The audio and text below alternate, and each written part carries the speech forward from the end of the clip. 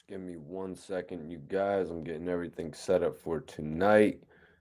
Appreciate everybody that tunes in and shares this video. Much love to everybody tapping in. I am your host, Mikey T, the movie star. Shit's crazy. Bobby Shmurda coming out the gate. You know what I'm saying? Bobby Shmurda proving that he's not going to be afraid to address anybody, any entity in the game. We're going to talk about all that tonight, you guys. Let's get this thing going, though. Appreciate everybody tapping in. I'm just getting things set up for the live. My guy, Louis Peasy, in the building. Salute to you, bro.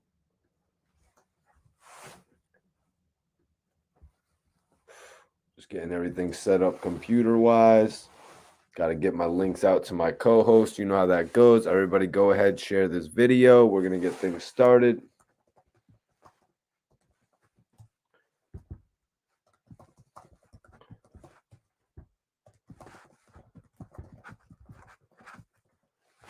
Everybody share this video. Let's go. Let's get this live video started. What's popping, everybody? How y'all doing tonight? Major salute to everybody tapping in. I am your host, Mikey T, the movie star.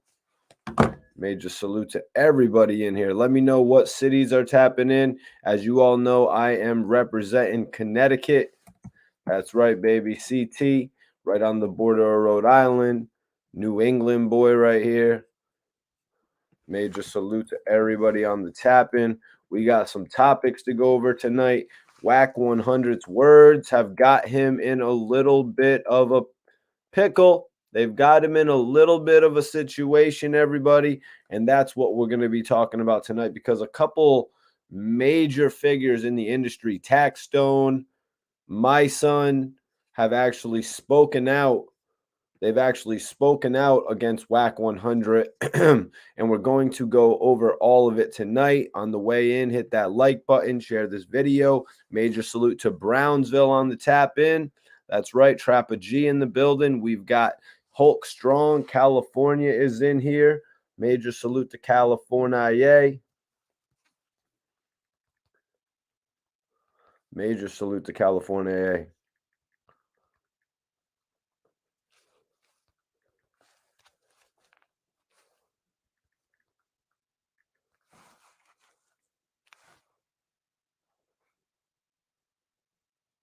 Excuse me, just getting things set for tonight.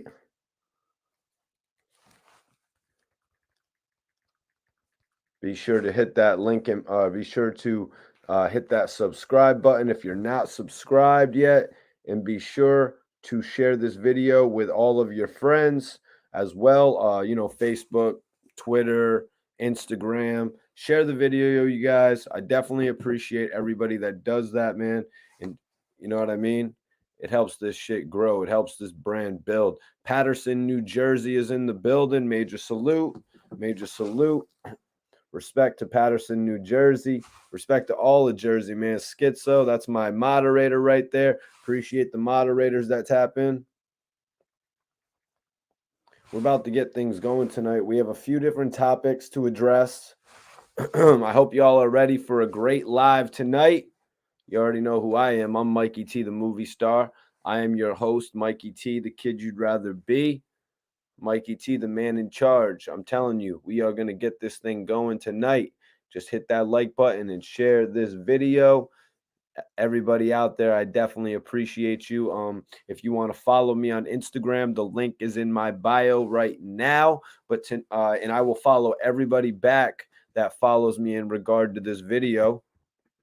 I'll put it up in the chat right now, just so, you know, sometimes I get videos started like that. Follow for a follow. Everybody that's not following me on Instagram, you can follow me right now, and I will follow you back immediately. I got love for everybody that holds the channel down, you know what I'm saying, hits that like button, shares the videos, and genuinely just wants to keep up with me when it comes to, you know, everyday things of hip hop. Real Talk with Kasem says Passaic, New Jersey is in the building. Major salute to Passaic, New Jersey. We have some topics to go over tonight. Nle Choppa is getting back at NBA YoungBoy. Bobby Shmurda shutting down Wack 100. That's right, you guys. We've got some shit to talk about. My guy Boog, what up, Mikey T? Shout out to you, brother. No, shout out to you, my man, for tapping in tonight because we have some hot topics to address. You know, New York or the East Coast in general is standing up for Bobby Shmurda. It's sort of like I said last week on the live. Why are we going to let a cat from the West Coast determine who we acknowledge and who we respect and who we let set trends? No disrespect to Wack 100, but you come from the West Coast. Don't tell us how we are going to do things over here. I don't think you would have told Jay-Z or you would have criticized Jay-Z going to work with Philly and building the Rockefeller label up. You know what I'm saying? I don't think you would have criticized that. And furthermore, if you did, I don't think an East Coast cat would have listened to you. So that's what I'm saying in regard to this situation. We cannot let somebody determine who we are going to follow the trends of. I'm going to bring in my co-host. Right now. Rosewood is in the building. What is popping, my brother? Mikey T was good, my genius. Report card ready on the building. Yo, it's kind of crazy. I know you remember last week I was on the live and I was saying, how are we going to let, and this is no disrespect to Wack 100, but how are we going to let Wack 100 tell us what to do on the East Coast, who to follow, who to love as a celebrity, and who to follow the trends of? How, never mind the fact that he's an old head, you know what I'm saying? How he's from the West Coast, you know what I mean? Like, no disrespect, but you don't know how we be doing things over here. Now, the thing with that, I would say, because Wack is always telling people stay out of West Coast situations and all that, whatever. This is West Coast stuff. Y'all don't know about that. So Wack claims that, Wack been on the East Coast or whatever. He knows about the East Coast. He been in and out of New York. He know. But the thing is, he's always saying, stay out of this stuff on the West and all that or whatever. So when it comes to this or whatever, he could at least, gave Bobby Shmurda some props for being a stand-up youngin. And this is the way you're supposed to go about it. But we see he deals with the other people, that give people up and say, no, I'm only doing business with them. Why won't you do business with the stand-up guy too? So not only, it's not a coast thing, but he just put it as, oh, we can't speak on the West. Don't speak on these artists you don't really know. But, it's goofy for real. It's goofy. So it's kind of dope though to see two major New York guys. It's not just Bobby Shmurda stepping up for himself, standing up for himself. Yeah. It's Mysonne, it's Taxstone this week coming out and actually saying a few things about Wack 100. So two New York guys established maybe from Wack 100's era, Rosewood, are actually stepping up in defense of the young boy. Taxstone, not so much for his own purpose, but Mysonne directly stepping up for Bobby Shmurda. So it's not only Bobby himself, Rosewood. Yeah, because like my son said, man, he was going up to Rikers Island and seeing him in there in days where he wasn't smiling. So to see the young boy come out here and be free, and the way he did it, he took more time so his man could come home. You damn right, he should be dancing, he should be smiling, he should be living his life. Because that's what bosses do. That's what generals do in the streets. When you in those situations, you deal with it, you come back out. So you can say whatever about his rollout, but one thing you got to say is that man did his time. He came home 7 years. He locked in that box at Rikers Island. It's a horrible place right there, man. Right. So not to speak on that, him getting out and him that's being, happy or whatever. It's just weird trying to set the narrative on, like you said, how people should move and how people should be, period. Right. Like he had said, we had discussed it with Bonds a few days ago. He was sort of trying to write Bobby Shmurda's narrative of, oh, you were in jail for 7 years. You should have come out with 300 songs. Right. It's like, man, this is you and this is me. thank God that Bobby Shmurda came out and he's actually young enough to still be relevant, to still actually have Right. a career. You know, a Right. lot of rappers don't even come out with the same mojo. You know what I mean? I guess you could Facts. say that the same mojo as Bobby came out with. Facts. Cause it's hard up in Rikers Island, bro. You know, no matter who you are, that's a difficult position to be in. And you gotta rock out 7 years in that joint and all the stuff that's over your head. So now for you to actually be free, you know, and not free, you still got some time over his head, you know, on the back end, but you out here and you can maneuver, you can know you can shoot whatever videos you want, make whatever music you want, you know, you taking your time. You know, it's like, all right, let me get at least a year to get acclimated back into the world, you know? So it's like, even But if I I mean, did, I don't disagree with Wack when he says that, Bobby should have been more so focused on the music, you yeah, now know. the rollout that now that's why I don't knock him on that because that's definitely his opinion, and I kind of feel the same way that the rollout wasn't as strong as I thought it was going to be with Bobby, I you think know. my opinion is valid though, Rosewood. The man waited 2 extra years. He took 2 extra years, a year and a half extra to make sure Rowdy Rebel could get out of jail. What Facts. what is another 5 or 6 months waiting till the contract disputes are up to wait Right, so he can get Rowdy Rebel on his song?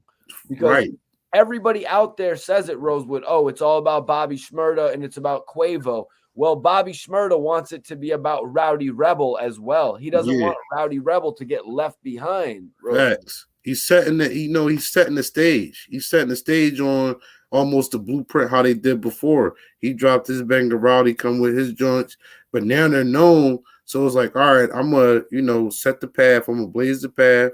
We're gonna have fun with this. We're gonna live life. Because the first time when we did it, we was really on some street stuff. We going through a lot of stuff, and we probably couldn't live life how we wanted to. Now we had that opportunity. So you're right with the contract situation, and then like they don't bring that up, that Rowdy's contract situation. So it's like they're trying to figure that paperwork out, like you said, so they can have everybody on the song and have all their ducks in orders, dot their I's and cross their T's when they finally go and push. You Yep. know, And so Rowdy Rebel doesn't get left behind and become an afterthought. Bobby Shmurda not only wanted Rowdy Rebel to come home in a good period of time, 6 years instead of 12, facts, but he also wants him to have a thriving music career.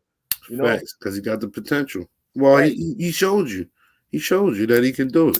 I mean, Computers was his record, if I'm not mistaken, and that's pretty much my favorite one out of Yeah, their records, Rosewood. But I do bing see bong. what you're saying. Right. They've I was just changed. I was They've just changed listening to the that. they've changed the direction of the music, which I respect because all Yeah, of those initial records, the Hot Boy, the Bobby Bitch, the Computers, those were all street narratives. Those were all right. street, oriented records. But these new records, they are more oriented towards the clubs, actually being able to be played at a Mardi Gras or at a spring break. You know what I'm saying? Yeah, Bobby yeah, Shmurda is trying to, transcend. He's trying to show he could play this side and this side, man. Every artist has dimensions to them. yeah. Because when Wack was saying like, yeah, whatever, Bobby ain't for the streets or whatever, he can't go back to the streets after that. And maybe he's joking, but I'm like, why would he want to go back? To what he left. We already see where that got him. So it's like, look, we got to show growth and development here. Yep, 100%. I'm with you, man. I am with you, Rosewood. I got the notes, man. We got to go over it. So we're gonna get into it in a little bit, but I just want to hit you with this, Rosewood. Nle Choppa and NBA YoungBoy, as we know, they both got albums coming out tomorrow.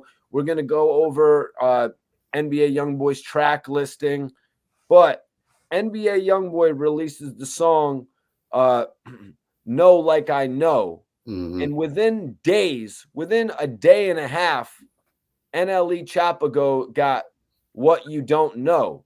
So NBA YoungBoy, Know Like I Know, and then Nle Choppa releases the song What You Don't Know. Is that a coincidence or is it just me?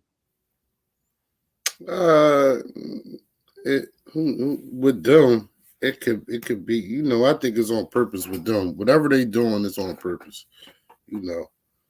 Now songs can be titles of songs can be changed at the drop of the hat, but also Rosewood, you know how it is. You manage talent. It's nothing for somebody to get in the studio and actually do a new song like that. A Oh lot of these yeah. artists say they do their songs in 20 minutes nowadays, Rosewood.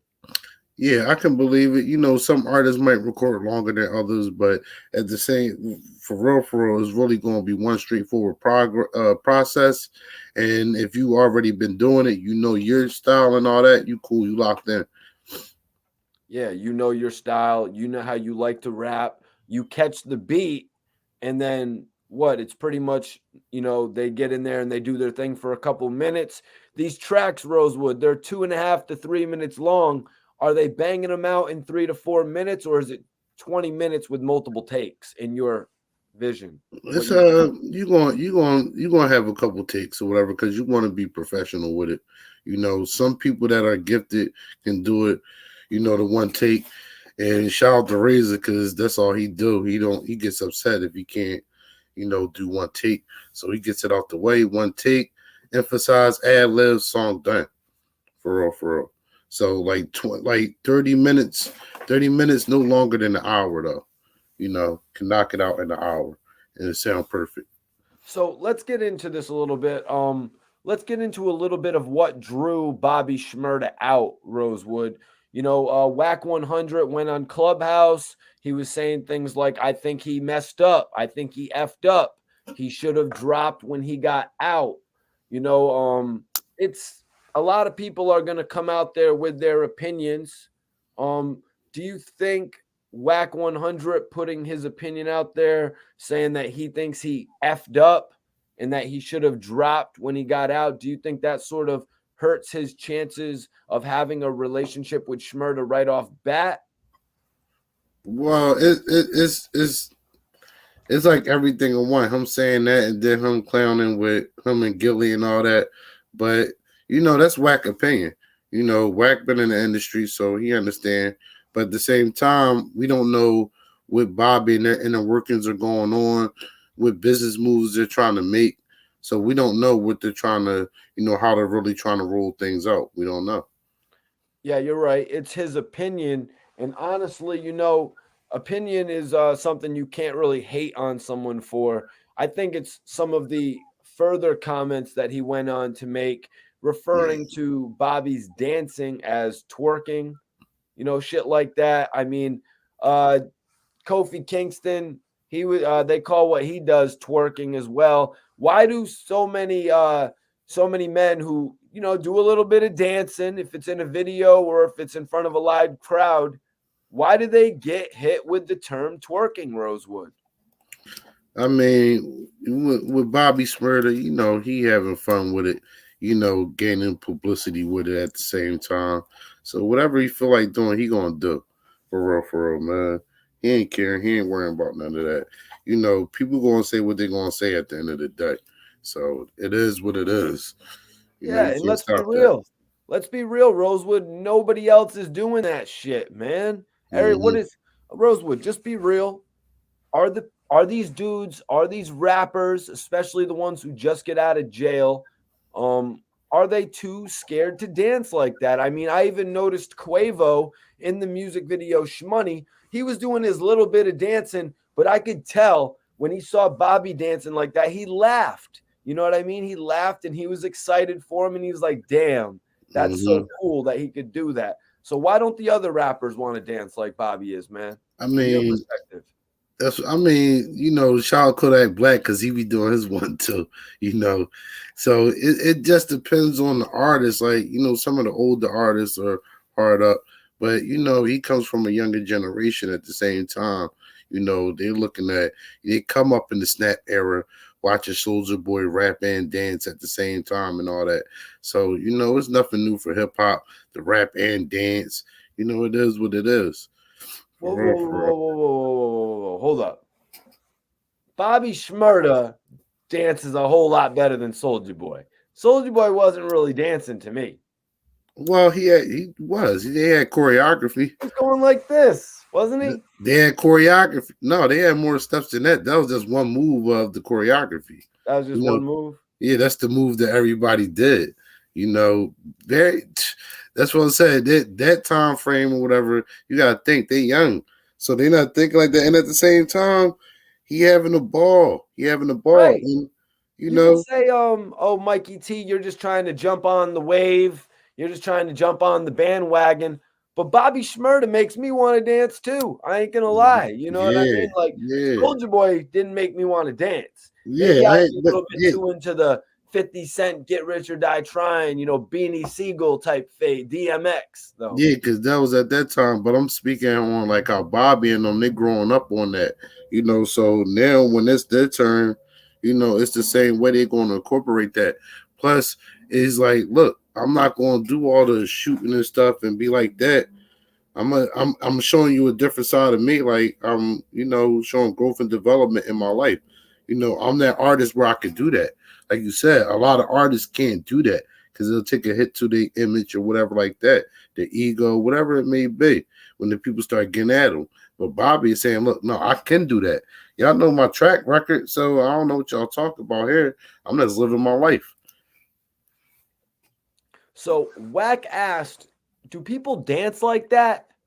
He said, and I want you to respond to this, Rosewood, because you had mentioned about how Bobby was from the Caribbean, from a different Yeah. spot, you know what I mean? But Wax said, like, do people dance like that? He said, that's out. We're not in the Caribbean. What's your response to that, Rosewood? I mean, just because we're not in the Caribbean doesn't mean that you're not going to dance like you're from the Caribbean. That's what America is about. It's about all the spices of life. You know what I'm saying? Like Facts. I moved to Florida. I lived in Miami for 5 years. I got sunk my teeth into the hip hop industry. My guy Mm. Smatic brought me out to every amazing nightclub. I brought all that back with me, all that experience. I brought all that flavor back with me to Connecticut. But Yeah, man. what's your take on that? Him saying that's out. We're not in the Caribbean, man. Well, that's where it come to Wack really not knowing definitely the East Coast and really New York, because you have a heavy Caribbean population in New York, and from Biggie Smalls to Slick Rick, several people that got Caribbean like influences in them, and being from the Caribbean themselves. Karis one. So it's like, and that's always added in the music. So the dance comes along with it too. It's like you said, it's a melting pot of everything for real, especially New York. You get all that. You get so many different races all in one. So it's like you gonna have all that or whatever. So it's just like if he's from that's his culture. They're definitely gonna be proud and they definitely gonna show it off. Okay, I understand that the culture thing. Wax saying that's out. But he also added in Rosewood that he wasn't dancing like that before he went to jail. Because I mean, let's be honest, Rosewood. This dude did something not many other people did. Whack 100 might be wrong with this statement, but he's right in a certain extent as well. Because Bobby had those 3 videos we mentioned earlier. And at that Mhm. point, Bobby didn't really know if he was going to be the biggest rapper. So why is he going to be acting all uncontrollably, like the child like Bobby Shmurda that he really wants to be, when he's going to blow up and be the person that he ultimately becomes? But I want to say, Rosewood, he did something we didn't see many other people do. When he went to Epic Records, what did he do, Rosewood? Hopped on the table and started Hopped on killing it. that table. He started dancing all over that table and performing his music. So I'll Hmm. be damned if somebody's going to say that he wasn't dancing and showing his ass Right, before he went to jail. right. Because even in the hot video, like he jigging in that joint the whole time. So it's like now it's like, look, it's 7 years from that. So it's like, come on, like you want him to come out and still be doing the same dance that he was doing 7 years ago? I guess I don't know. Okay. So the big question, and well, the big statement that's going to lead me to asking you this question. I appreciate you tapping in, Jordan. Tonight we're talking about Bobby Shmurda putting out a tweet that sort of goes at all of this tension being built right now Mm-hmm. in regard to Bobby dancing, in regard to Bobby actually showing a little bit of his own heritage and his personality. But Wack 100 said that he wouldn't have had the street credibility if he was moving like that before he went to jail. Rosewood, you know, when he made the Hot Boy, when he made Bobby Bitch, he Mm-hmm. was in a whole different predicament. Yeah. Maybe Wack is right. People would have looked at him ultimately crazy if he would have started just running by everybody, dancing all crazy. You sort of got to work your way into that. Rosewood, what's your take? No, it's the way he was feeling. I think when he first came out, he ain't care what people thought how he was dancing. You know, I'm pretty sure back then he probably got comments like, "Oh, you can't dance. What you doing? Like that's tacky, whatever." But he didn't care then, so why would he care now? So, what do you make of it? Do you think that he would have went nowhere if he was acting like this during his first run? Well, I can't say. We won't know. We don't know because his first run was epic. You know, so it's like we don't know. We don't know. But one thing we know is what he did and what he doing now. Yep. Right. And what he's doing now is getting the people to talk, you know? Yeah, yeah. Great Um promotion. Now you're saying like this is just the way he wants to act. In reality, is that what you believe? Do you think he's doing this cuz he know it's going to get people to talk? The Michael Jackson moves? Hmm. Yeah, it's definitely gonna get people to talk. Look, we talking about it now. Look, they spoke on it. You know, so he kept it going until somebody said something. And look now, it's the promotion. Of course. Why wouldn't you want people to talk about what you're doing? You Hmm. want to go online and see, hey, do people like my new haircut? Do people like my new outfit? Do people like my dance moves? Do people like my new song? You know, all of that Hmm. fits together, Rosewood. So you're right. Why wouldn't he be dancing like that to get a reaction out of the people, to show the people the true him, to end up gaining more fans, Rosewood? Yeah, definitely gaining more fans because you're gonna have more people speaking about you now. More people gonna be looking at your video, and you know that you've been dropping the joint with you and Quavo and Rowdy. You know now that's going to get views. So it's definitely he knew he's going to draw that attention in, and now he look like I got it. And at the same time, it's like I'm being me. I'm not being nothing that I don't want to be out here. I'm not trying to be fake. So I'm being me, and I got y'all talking, so I'm getting that promo for free. John Jones says that he is done with the street shit. Now, Rosewood, I was sort of saying that he can go back and forth. He can go and do his hot boys. He can do his computers, but he can also make the music for the clubs. True. You know, why can't he go back and forth? Right. And at the same time, does he really want to make that type of music now? He's still on papers. So, and they're still going to be looking at them with a close eye. So, would he be wanting to make that music right now? Maybe down the line or on the album, he'll give you some of those type songs when it drop. But right now, I don't, I think he's doing the smart thing. Right. John Jones says it's not authentic. And that's why Bobby Shmurda is coming out with the songs like Shmoney, you know, the records like that are making you move right now because maybe some dudes maybe some dudes do feel that way. They're like, yo, it's not really authentic. So I'm just going to make music as to what I know right now. And like Bobby said on $1 Million Worth the Game, he got on a jet, Rosewood. He had about 10 chicks on the jet with him. Hmm. I really don't understand. Maybe I'm naive or so. I don't get why 10 chicks would all knowingly want Bobby at the same time. Hey man, he listen when he Maybe I dropped just this got to get joint. to that point myself to figure it out. Yeah, man, he was on Rockstar type time when he went in. And now that you out or whatever, you stood up, you got your man out at the same time. You got the groupies on him. So it's one of those Um, stories you can remember for the rest of your life. Wack also said that he's overhyped because he got out of prison. Um, You know, he went in further talking about how he should have had 300 songs recorded, even going as far to say that he should have released a record 10 days after getting out of jail. Like Wack 100 has the blueprint for what a guy is supposed to do or something like that. You know what I'm saying? But Mm.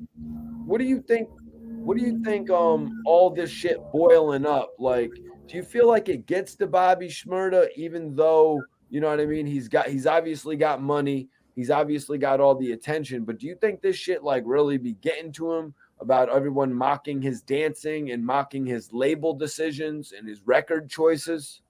No, I don't think that affected Bobby at all, man. You had way more. He had way more problems above his head. The last 7 years, for real, for like the last 10 years, because they was already getting investigated before they got locked up. So it was like, no, I ain't thinking about none of that.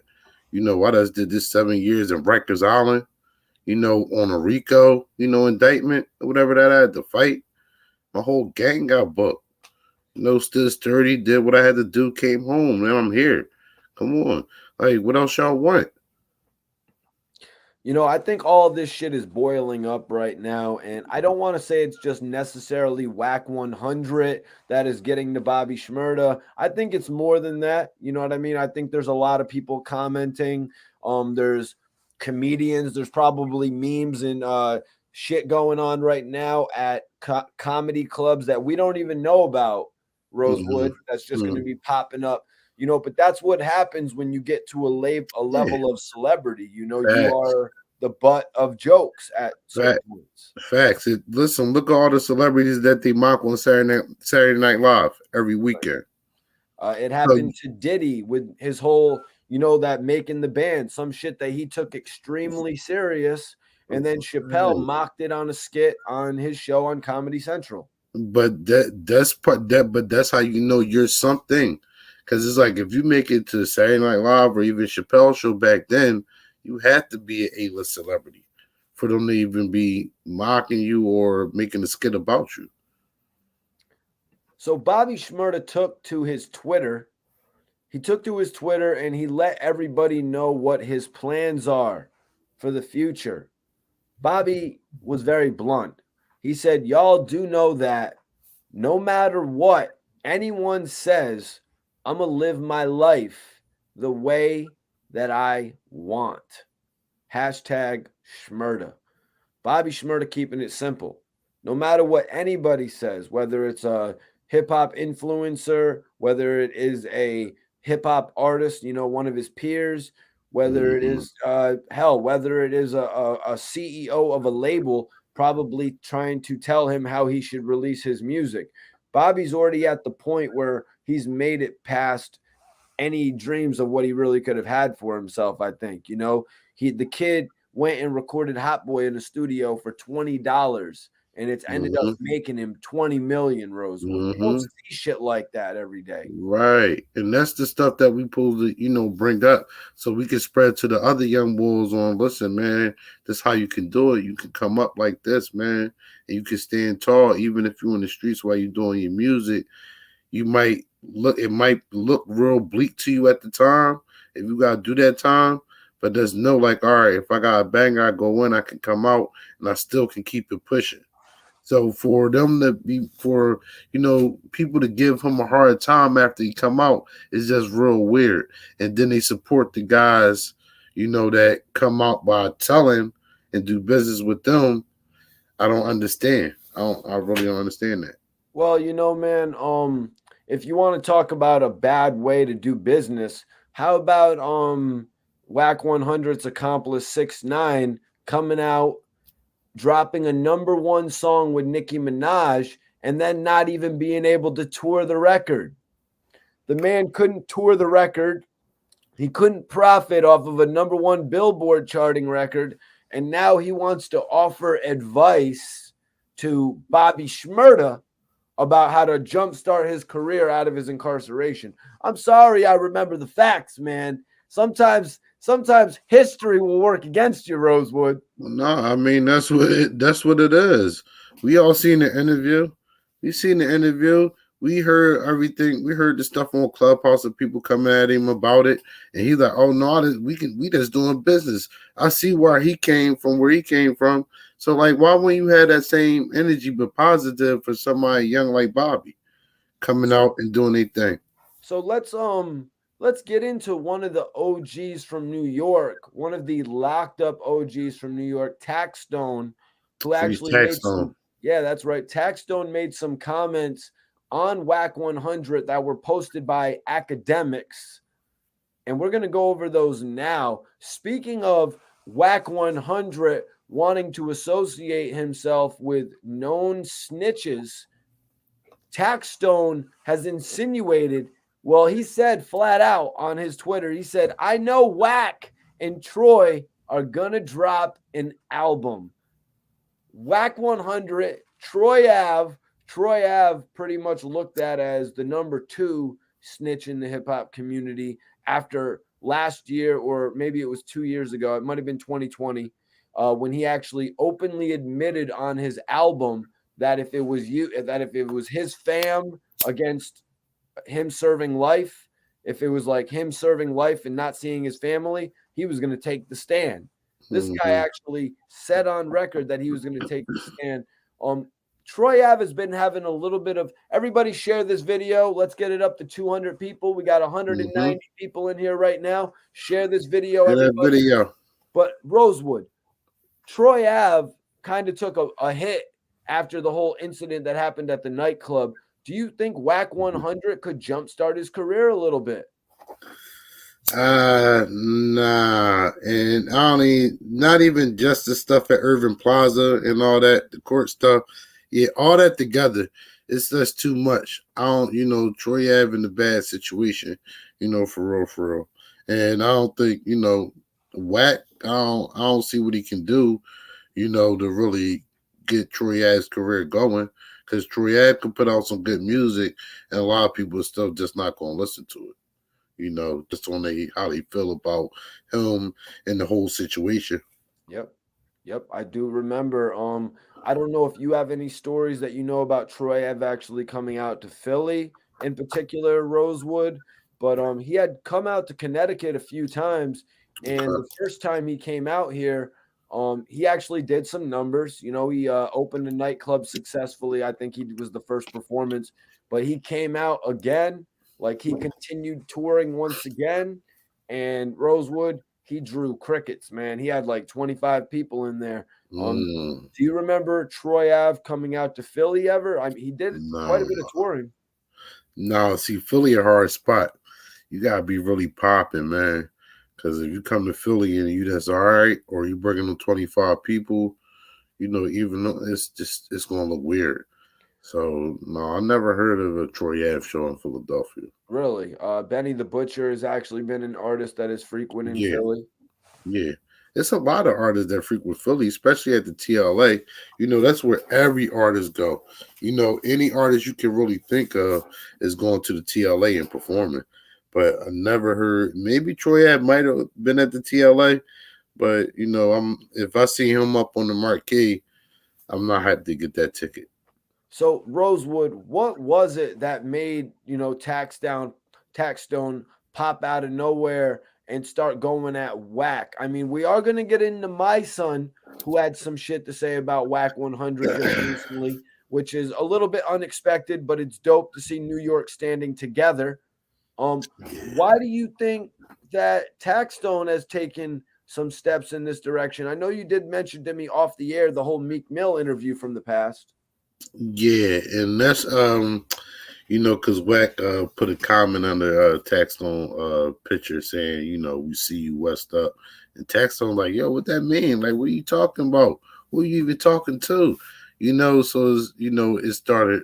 That's where they had a little war of words or whatever it may be. Because it's not even a beef with them. It was just like a situation. Because Taxstone was basically saying like, you could have DM'd me.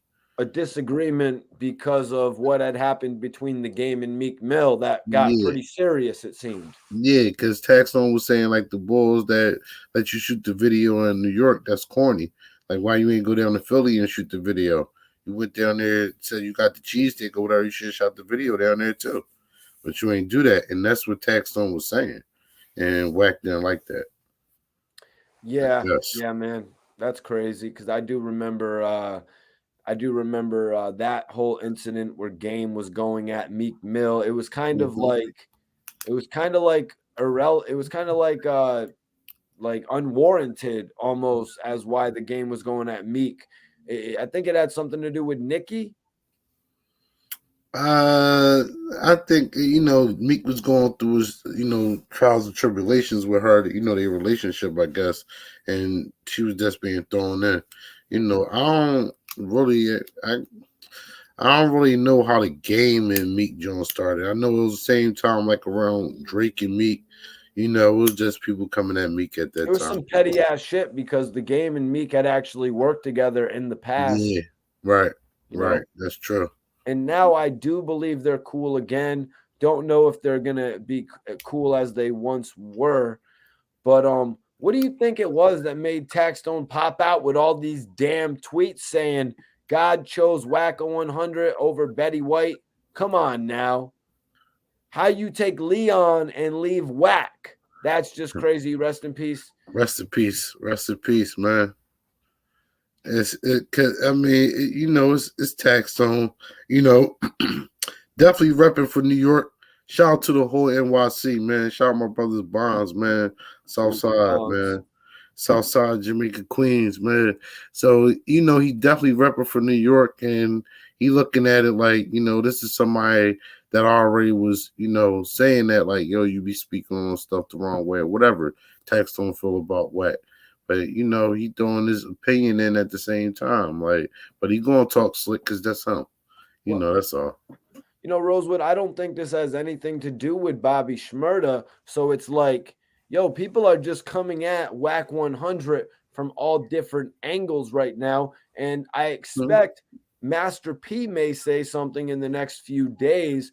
But come on, man. Master P talking about you. Now that's just win, win, win. If Bobby Shmurda said his name, that would be like a triple win. But Yeah, Bobby Shmurda just on his meditative shit. yeah. Bobby know better because he know the game plan. Because you peep how Wack basically took his image and likeness over the clubhouse for real, and he does be having it brewing every night.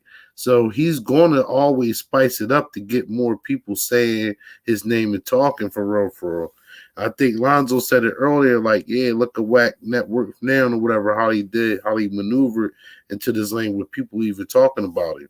So regardless if he's, getting artists to pop, being a manager or whatever like that, he's still going to be around. And then in turn, that gets artists to come his way and, wink with him and stuff like that. And at the same time, it's going to get critics of him, and then it's going to get people that just don't like him, because he speaks his mind at the same time. That's why, I respect Wack because he been in the industry, he speak his mind, but at the same time, if you going to be, if you a dummy, he going to play dumb. Like he ain't gonna be smart in front of the dummy. So I peep Wack game, and he winning with it. So at the same token, he winning. He ain't And stupid, Rosewood. He's not stupid. Like if nah, he got a whole opportunity to make a whole bunch of money just from doing a couple interviews. He gets an opportunity to make money yes, every time he talks to somebody, just because of the connections that he has, the connections that yeah, he's made. And that's why I don't doubt Rosewood. I mean, honestly, look at him. He's trying to offer advice about East Coast things. I wouldn't doubt that Whack 100 would potentially link up with Troy Ave, an artist from the East Coast who needs a little extra bump. I mean, he linked up with Mimo 600, artist from Chicago that needs a little extra bump. So he's got a West Coast artist, Chicago artist. He needs a New York artist. well, he really got New York artists because he said he do business with 6ix9ine. So Ah, man, he needs another one that's a little bit smaller, somebody that he can build up. mm, But then you got to be the question of is Troy Ave really that small of an artist? Troy Ave's been through a whole lot. Does Troy Ave used to have a dope manager, Hovain. I feel like a step up from Hovain might be Whack 100. mm. I mean, it's a possibility. It's a possibility with that. We don't know. We'll see. Only time will tell. You know.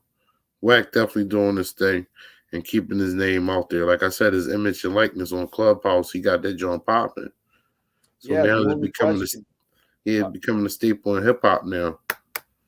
Yeah, the only question is why is he taking these shots at Bobby Shmurda when he doesn't really need to? I'm wondering if it goes back to at one point Bobby Shmurda actually working with 6ix9ine before he ratted, and now Bobby Shmurda like regretting that and the fact that he'll never go back to record with him again.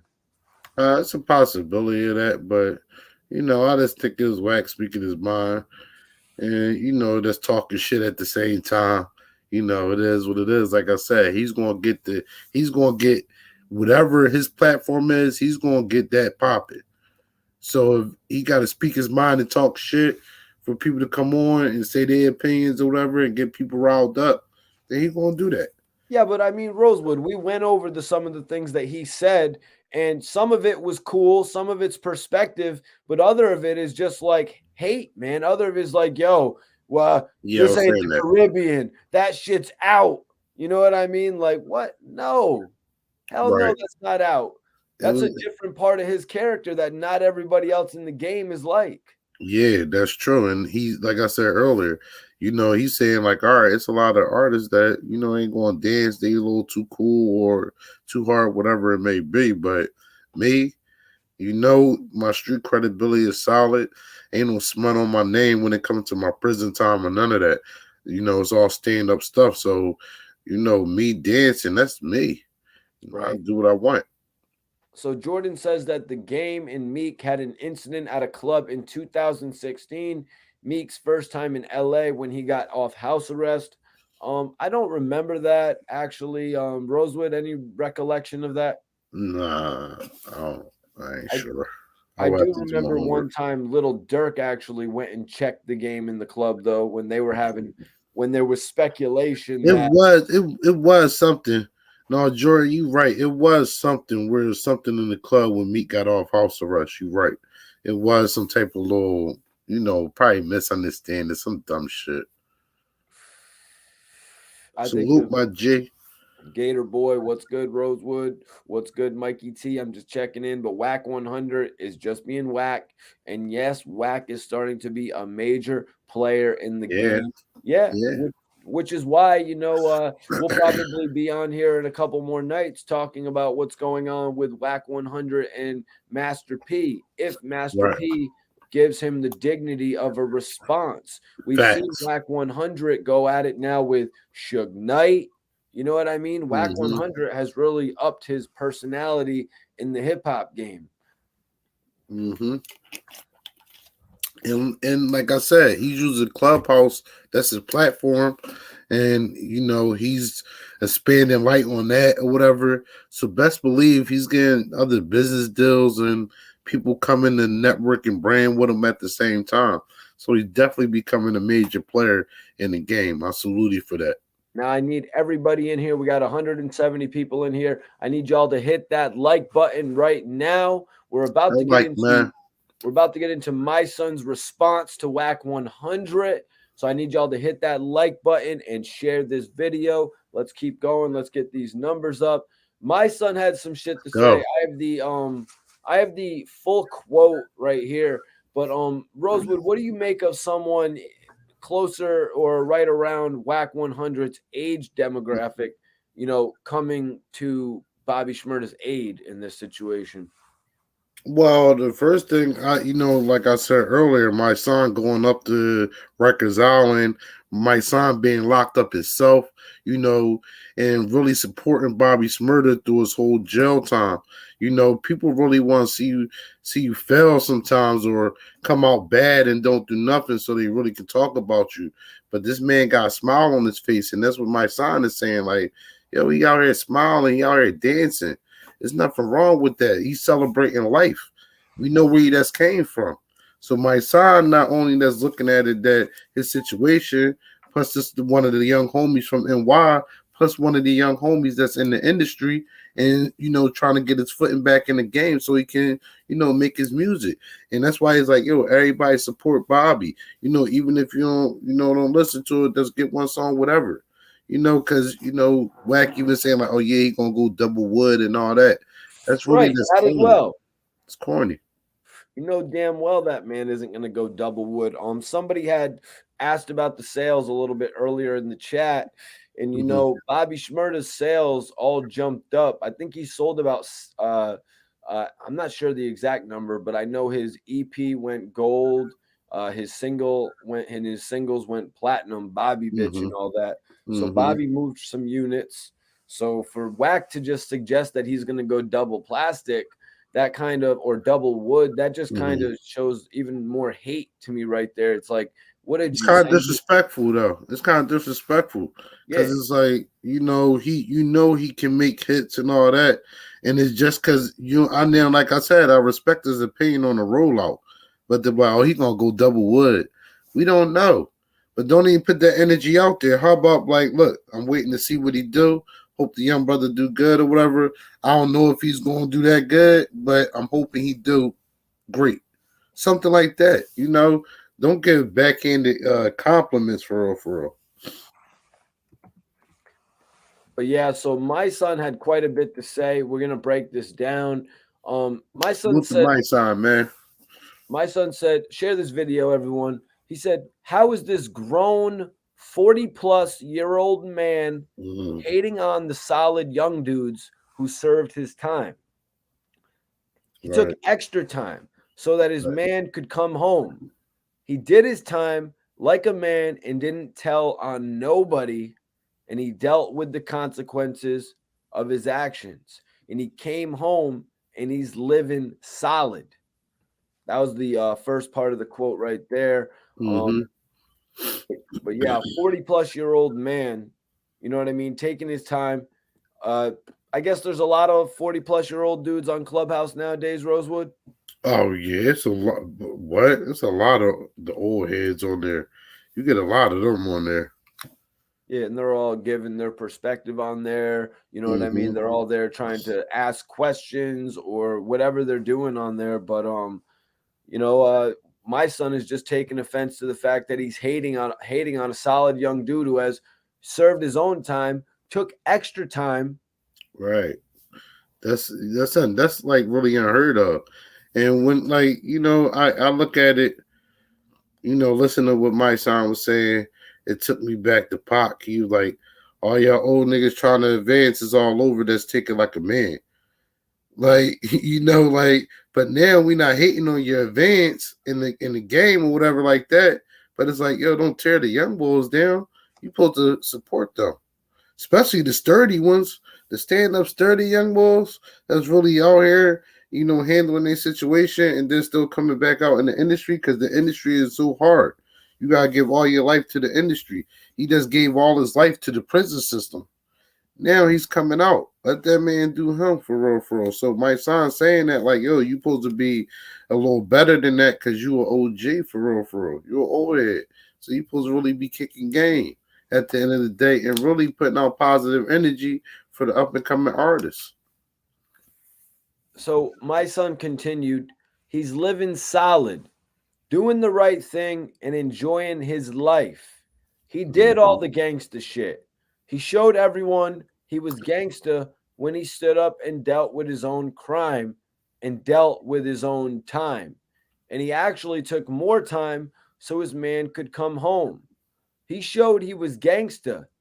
He did all the rest of that shit. He had all the videos, all the tough shit, and now he's Right, come home and he's enjoying himself.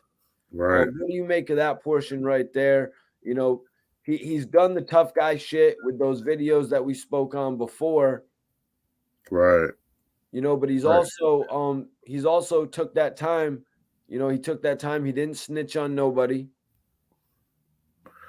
The thing is, we seen everything go down with that. We seen them blow up. We seen them raid on him, and then him go to court and all that, and then him get locked up and him become free. So it's like, all right, that's 7 years ago. I was on that type time.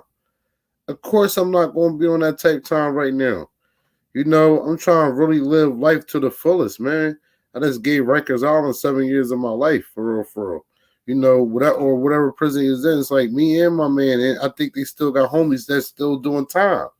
So it's like, yo, no, we need to run this bag up because I still got homies in there for real, for real. So it's like, look, we free, we gonna do this and we gonna do it right. Yeah, major salute to Mysonne for actually standing up for Bobby Shmurda. You know, Yeah, he said he's having fun. He's got a smile on his face and he's dancing. right, right. Dance. He said, dance every chance you get. What did you make when you heard my son say that? Dance every chance you get. Because when your freedom stripped away from you like that, and you ain't think you never coming home at all, and then you get an opportunity, a second chance at life, and to live life good. Yes, you gonna dance, man. You gonna have fun. You gonna love this shit, man. You ain't really supposed to be here. This your second chance, and you one of your man home too with you. We can rock out, man. We've been waiting for this. Yeah, bro. Bobby Schmurda's dad is actually serving 120 years. So you're right. You Yeah, know, this is a second opportunity. This is an opportunity for him to, get back all of the memories, that he's lost over the years, not getting to travel, not getting the opportunity to be on yachts. You know what I'm saying? He could right, probably barely travel back then, right. being caught up with the law and shit. Yeah, it was a lot going on, man. And that's 7 years ago. And Jordan, like I see a comments like, yeah, he said, what more do people want from Bobby? He ain't 21 no more. Like he growing up, but he had to grow up them 7 years in prison. So that's what I'm saying. I don't know what y'all really want for the man right here, man. Y'all should only have positive vibes and uplifting things to say about him for real, for real. So my son finished out saying, "Don't let these old, washed up dudes try to throw dirt or make you feel like you less of anything because you want to dance." That is true, man. That is true, man. Like, listen, that's because you too cool for school. That don't mean I gotta be like that. You might not be able to do the moves I'm doing. That don't mean I gotta stop doing it because you don't like it or you can't do it. Whatever it is. Like, I'm not switching my style up for anybody. Whatever I'm going to be, that's what I'm going to be out there. Because at the end of the day, only I control my future and my life. Yeah, yeah. It's like, no, it's because No Jordan, you're problem. not understanding it because so many people are coming in as new fans. You Mm, know, yeah, Bobby Shmurda has got so many new fans over the last year, Rosewood, the last facts. 6 months, the Mm-hmm. last whatever, the last 2 years. So they don't know that he's literally been locked up for his 20s. Like they took Right. his 20s away from him practically. Yeah. That's what I was just saying. Like, yo, he had to grow up in there for real, for real. Like, you don't realize that. So, and at the same time, you're seeing all these other rappers flourishing, and the style that they really brung that the gangsterism, like almost like the kind of pre-drill scene to New York for real, for real. So Right. it's like you see everybody really capitalizing off y'all style and all that, and now you able to get out.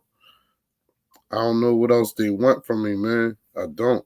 Yeah. So sort of wondering, are you going to be as poppin' as you once were? You know what I Yeah, mean? yeah, Like, definitely that. did you miss your opportunity? Did those Yeah. 7 calendar years that you were locked up ruin, what you had at that one point, when you caught lightning in a bottle? But Hmm. honestly, I think Bobby, tell me if I'm wrong, Rosewood, but I think Bobby is bigger now than he was then. Yeah, because him having the hits that he had, high profile case, before and after, they went in and when they got out, and just everything with everything that was buzzing around them, because it's just so high profile with them and their indictment. Picasso says Bobby Shmurda does have great music. Well, I mean, he has some good songs. Got He some has good some good songs, good songs. yeah, good songs, good joints you can bow to. Like they got a formula. That's the thing, and whatever their formula is, it definitely get us hype in the bars and the clubs or the shows to get you in that mood or whatever like that to go out mood. So it's definitely pushing that agenda, man. You don't need the guns in there no more. You older, you smarter, you wiser now. So now it's to live your 30s and the rest of your life on how you really want to do it, man. Now, Bobby Shmurda has good music, but are we putting him on the level of Young Thug, Gunna, the Baby? You know what I mean? We're not really putting him on that level yet because he's got to No, not prove yet. himself. Right. That's the thing. I'm not going to say he can't get there. It's just he has to prove himself. You know, his trajectory was already on that path. And it's so unfortunate that he had to get booked and, spend 7 years of his life incarcerated and shit. But just to get the opportunity to come back out and try to, do it again and had the potential and had the fans on your side for real, and gaining more fans. Because even with this right here, he's going to gain more fans.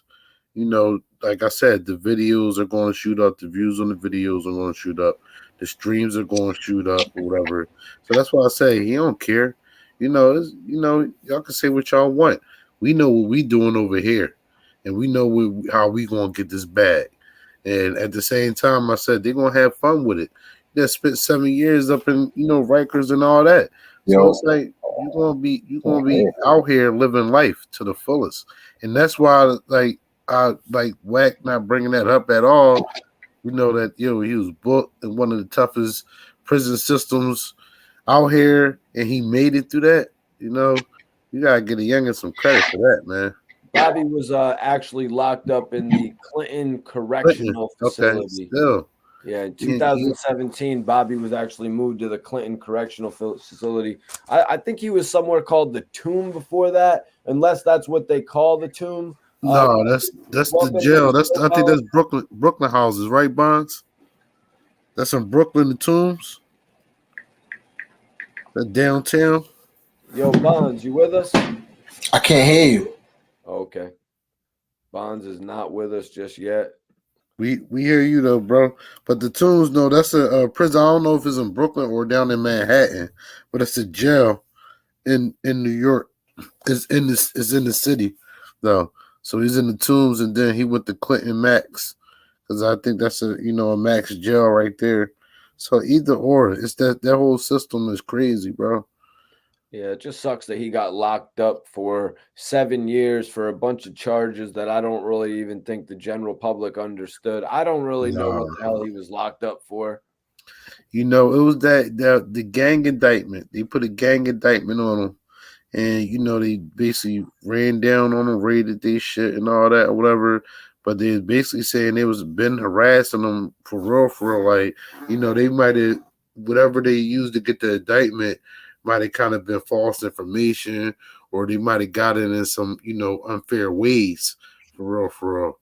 So it's definitely like it's a crazy situation. So that's why I said for him to be able to be free and get Roddy Rebel out at the same time, but they still got homies that's in there, So best believe they talking to them, and they homies is saying like, "Yo, do your thing, man. You out here, you living for us."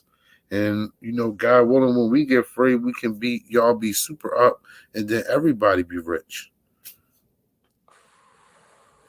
Appreciate you for tapping in, Schizo. Schizo, my G, West Virginia in the building.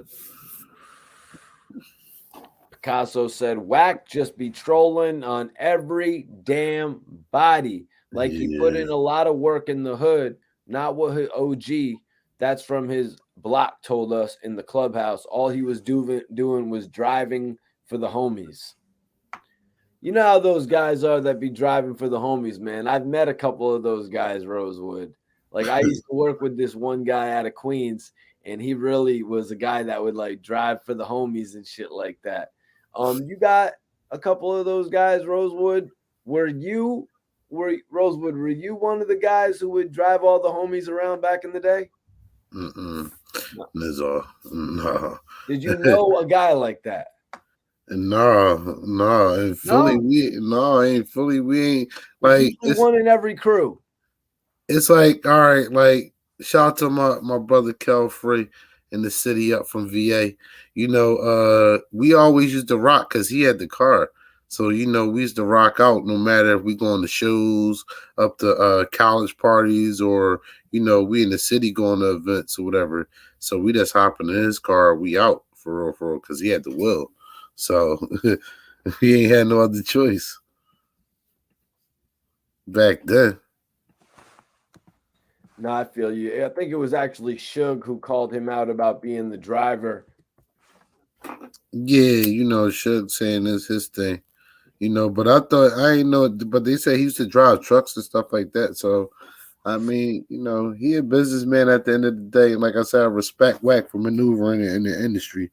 He know what's going to get people talking. He know what's going to get the spotlight on him. Yeah, and working with Little Durk's former associate, Lil Mimo 600, a guy that's affiliated with that scene. He obviously knows what he's doing. I mean, he proved that by getting into the game by associating himself with Ray J and the game. You know what I mean? To get in the game, he associated himself with the game. But I guess he had some dealings with Suge Knight from back then. But let's be honest, man. Everybody and their brother and their cool sister was signed with Suge Knight and Death Row, man. I'm talking about that one dude, K9. Have you seen K9 popping up on the Clubhouse yet? Bro, a lot of people, even Crooked Eye back then was signed with Death Row. You know what I mean? Yeah. Suge Knight passed the money around, Rosewood. He definitely was showing love to the West Coast artists for real that had the talent. If they saw the talent, they definitely was going after it, especially on the West Coast. They saw the talent. They were going after it. But also it was more than that. He was going just after people who, you wouldn't necessarily blow up. Yeah, Petey Pablo.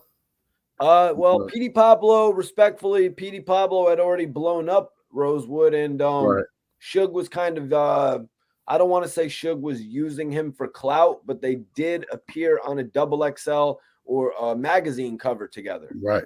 So that's what I was saying. I think he was more like trying to revive Petey Pablo's situation for real. Bonds, what's popping, brother? You with us? Yeah, I'm here, bro. It's crazy. All good, brother. What up, my G? Salute, gang. Salute, everybody in the chat, man. Peace and love. Y'all know what it is. Y'all know what I'm coming with. Facts. So, Bonds, you're a New York artist, man. And I was saying it last week about Wack 100, speaking on Bobby Shmurda, sort of like trying to dictate to us how we should feel about our East Coast MCs. You know what I mean? Right. He's twerking. He wouldn't have blown up if he acted like that in the first place. You know what I'm saying? So now we've got two major names from New York City who have stepped up and actually have said different things in regard to Wack 100. Taxstone and Mysonne. Two names that I'm sure you're familiar with, man. What do you make of these New York OGs stepping up? Taxstone going as far to say they took Betty White, but they didn't take Wack 100. Yeah. Taxstone, man, he gonna tap in. You know what I'm saying? I figure like I don't know too much the difference between Taxstone and Wack 100. You know what I'm saying?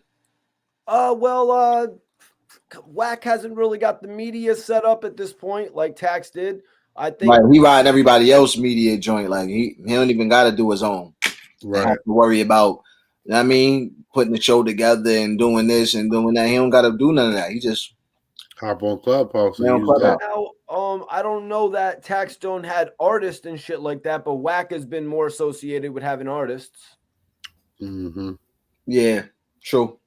But you're right, Bonds. They do fall into similar. Yeah, Taxstone was talking about artists and kind of trying to do what Act is doing, breaking artists or something like that. So in a way, in a sense, dealing with artists kind of thing.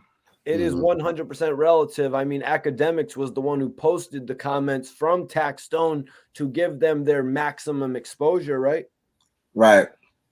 And there was a little circle, you know, they was all in that little, you know, I guess they all supported each other or whatever, however you call it. Now, here's the issue, Rosewood, because you tapped into it a little bit earlier. It all really goes back to Game beefing with Meek Mill. Now, I'm going to break a little news for you guys here, but y'all probably know this, but you're not thinking it. Back then, Wack 100 was more cool. He was more interested in putting some fear into Taxstone because at that point, Wack 100 didn't have the clout to go take an interview with Waxstone. This day and age, Taxstone would be interviewing Wack 100. Back then, Taxstone would have been like, bro, who are you? Can you please bring the game by the studio, man? Mm-hmm. Sorry. Who are you? Your name is Wack. That's a fact. I'm just being real. You know what I mean? I'm just Got being my popcorn real for the event too. Imagine if Taxstone was out and he was on Clubhouse. He'd be doing the same thing. Yeah. He'd be doing the same thing. Yeah. How long has Taxstone been going there? How long? That was from 2016. Yeah, so Taxstone at least what 4 years maybe.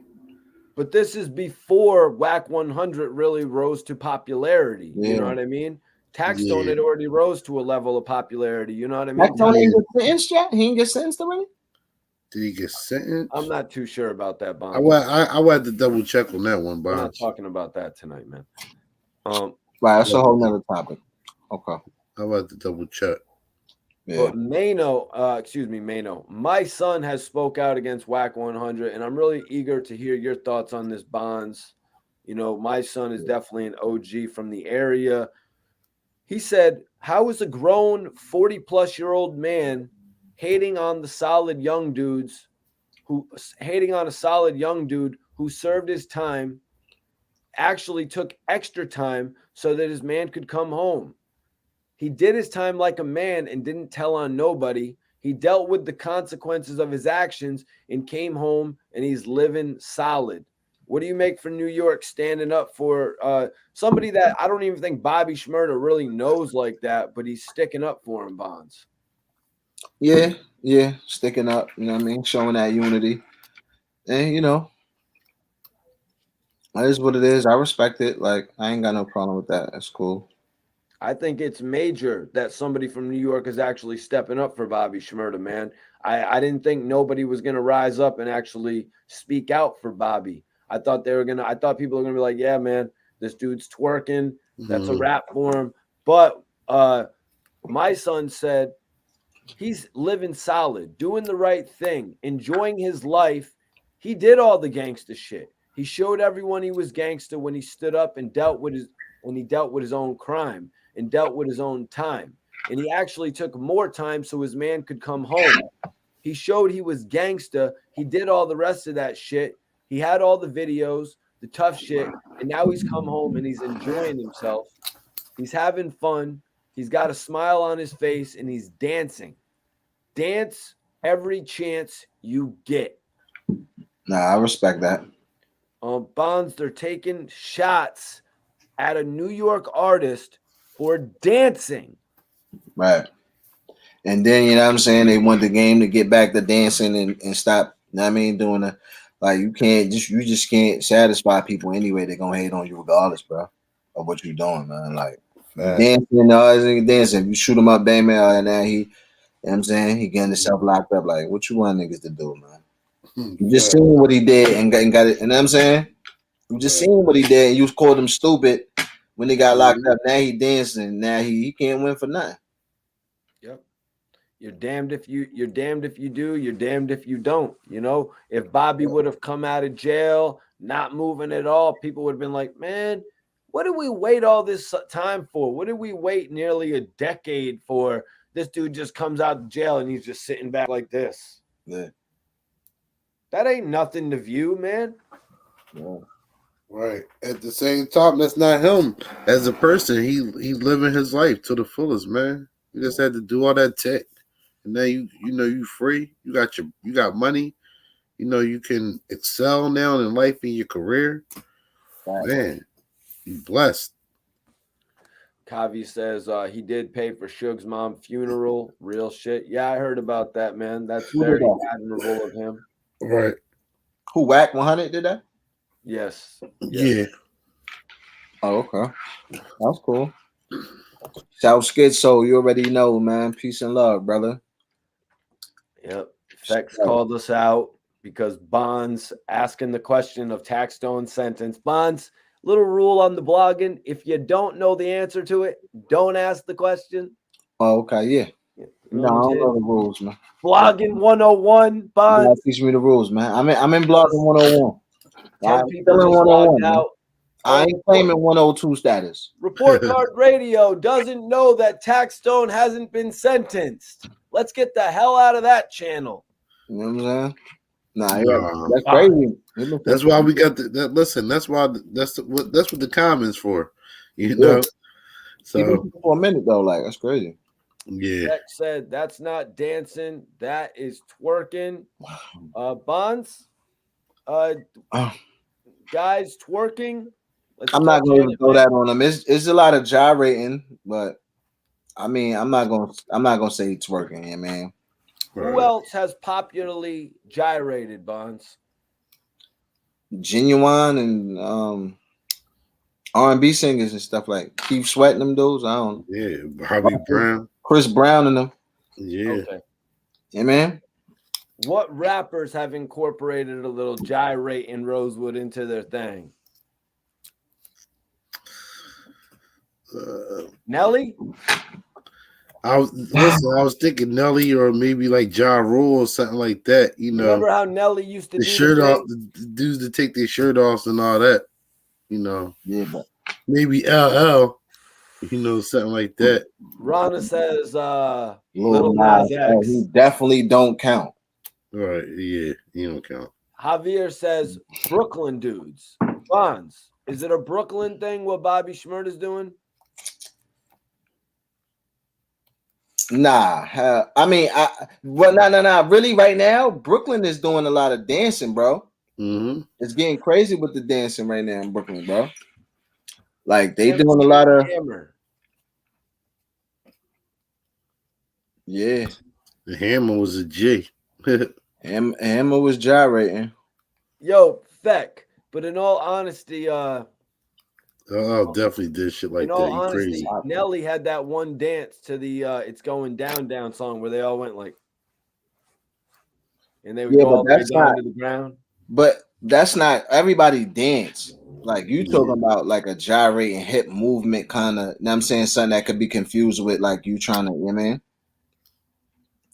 You trying to do be Magic Mike or somebody. I don't know, but I don't got a problem with Shmurda doing it, bro. Like I'm not going to disrespect him like yo he twerking and all. I'm not about to carry him like that.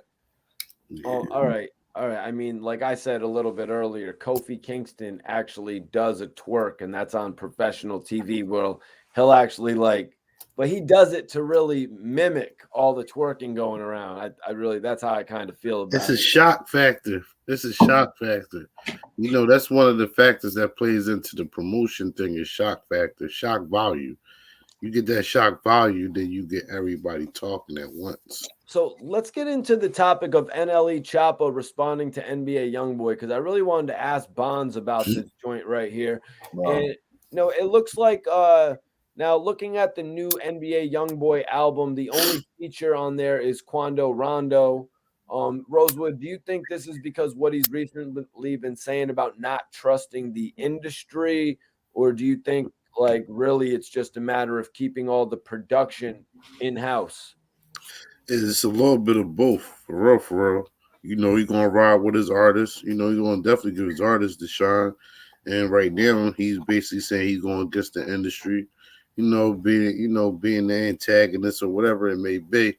And that's what he's gonna promote right there. He's gonna make sure everything's in house, definitely, and keep it pushing that way.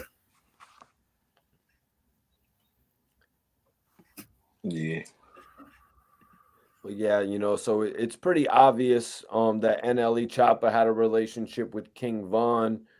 He actually had shouted him out in his new song that I want to touch on right now. The song is called What You Don't Know. And a lot of people are looking at this as a reaction to NBA YoungBoy's new record that was called Know Like I Know. And Bonds, you're an artist, bro. I want to ask you, like NBA YoungBoy drops the song "Know Like I Know" that has shots at Nle Choppa and Little Dirk.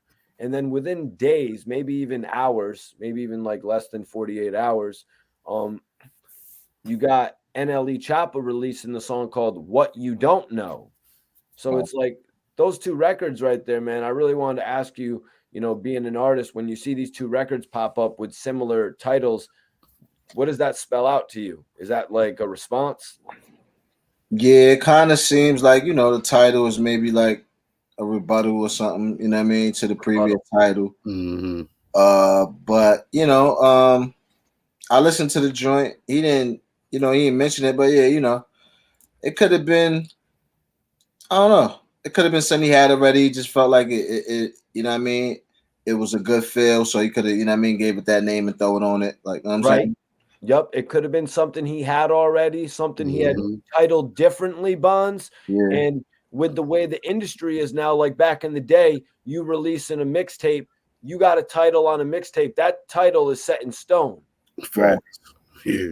Right. Nowadays, okay, NBA YoungBoy releases "Know Like I Know." I got this joint right here that I can title "What You Don't Know," Right. and it Mm-hmm. immediate buzz behind it. Immediate being right now, you know what I mean? While you trending and all that. Yep. Mm-hmm. Makes Definitely. sense. Chess move, cash in on it. Right. You know what I mean? Especially if you smoke anyway, you might as well get some money. You know what I mean? Yep. You never know how much money you're gonna need. Bing bong. Facts. Facts, right? Bing bong. Yeah, he's selling some units right now, man. He's doing the Yeah. same thing that NBA YoungBoy literally just did. But like Bond said, it didn't really seem like he took some shots on there. He Right. did mention King Von. You know what I mean? He did mention King Von at one point. But what do you make of NLE Choppa actually stepping up to YoungBoy, man? Some people might think he's a little bit out of his league. I think this is opportunity to shine. If somebody's giving you that time for you to shine, if a bigger artist per se is giving you that time to shine or whatever, you gotta take it and do the best with it and run with it. Yep. Yep. And like Twiz had said, NLE Choppa, he's not just the fun-loving rapper, man. He is on there. Bonds, you listen to the track. He's not just a fun-loving rapper, is he? He's a trap rap. He's a gangster. Yeah, rapper. he is. And then what I'm saying, like, I know, people get wrapped up in the music and the image and all that, but you can't say that man's less of a man, you know what I'm saying, because of the music that he makes. That don't have nothing to do with, you know what I'm saying?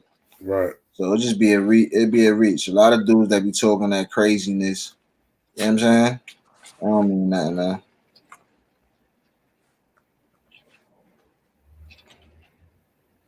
But not to say that with YoungBoy though, because That's him right he's a there. little That's bit his more image. That's how he believable. rock out. That's how he rock. Yeah. Oh, yeah, He's man. from and all that. He's from the war zone, Mm-hmm. He's in Utah right now, Bonds. Yeah, he said he from a war zone. Yeah, he from a war zone. He, you know what I mean? But he's in Utah. From the Because he's rich now. So in the legal situation, he yeah, definitely can't be in Baton Rouge. Like, imagine all this. What? Too much drama. Oh yeah, he should not be in Baton Rouge whatsoever. I guess Utah is a neutral spot for him. What do you make of though NBA YoungBoy, coming out with the diss tracks right away? He's obviously dissing them, Bonds, but NLE Choppa not really. NLE Choppa says he's open for it. You know what I mean? YoungBoy on house arrest, nigga. He got time, cuz. Right. Got time today, cuz. Yeah. He locked in. And NLE Choppa has time today to do whatever he wants. Rather than sit at home and stew over NBA YoungBoy. Right. He got a lot of stuff already programmed and going on. So he's going, definitely capitalize off the situation with his music, Wow. but YoungBoy is definitely locked in. so he can do a lot more. He got a little bit more flexibility in the situation. Put it like that. Yeah, that's true because thinking about it, it's like, okay, he's on a schedule, like you're saying, Rosewood. NBA YoungBoy can just step into his home studio at any point. Now, Right. NLE Choppa's like, yo, I got this song. I got this song in my drive right here. And so I can just release it with this title. I don't even need to go into the studio. Yeah, that is definitely because you can just change time. You can do what you want. You can drop whatever music you want, throw it out. Especially if your project already done. You know, you pushing it, and like you said on the last live, he can't really do the touring. He can't do as much promotion because he is on house arrest. So all this is giving him the promotion and the buzz that he need. Also, is giving Nle Choppa the buzz and the shit that he need to give him the push to sell more records. So Rosewood, do you think we'll get a direct response to know like I don't know like I know, with NBA YoungBoy saying shit like, "Hey, I bet your mama be destroyed when we send your stupid ass to God." Do you think we'll get a direct response? Do you think Choppa is just warming up for that, or do you think it's going to be more based on the record sales? Good question. I Yeah, I say definitely. that. I say that because imagine he sells a bunch of records, Mm-hmm. and then his label's like, "Listen, you just sold a bunch of records. Obviously, you don't need to indulge in this stupid beef." That's the thing, and I'm glad you brought that up because I was just thinking about that because it might be on the situation. Like, look, we got our bag off this. We don't need to keep promoting this or whatever. And I know NLE Chopper, he be on the whole positive thing and all that any old way. So we might get a diss joint. I don't know if it's gonna be as hard as NBA joint or whatever. Cause like you said, the label might be like, yo, we're not indulging in this no more. We got our bag off this. Let's keep this light on us and now push our agenda onto this. So we might not. Now, before we get into the NBA YoungBoy album, Bonds, do you think that NLE Choppa, when he gets in the studio more properly, do you think he will retaliate officially rather than subliminally? He might. He might. He might. Depends on too with YoungBoy if he gonna keep. YoungBoy might not keep going. I don't know. He might keep going too. YoungBoy might come with another one. Yeah. Yeah. I But can see young boy. I can see young boy dropping something else. yeah, Cause like Bond said, he got the time, man. yeah. And people still gonna be throwing shots on social media, stuff like that. So NBA YoungBoy's new mixtape here, Colors, it actually has 20 records, one bonus. The 20th track is a bonus. He actually features Quando Rondo on a track called Gangsta, track number 11 called Gangsta with Quando Rondo.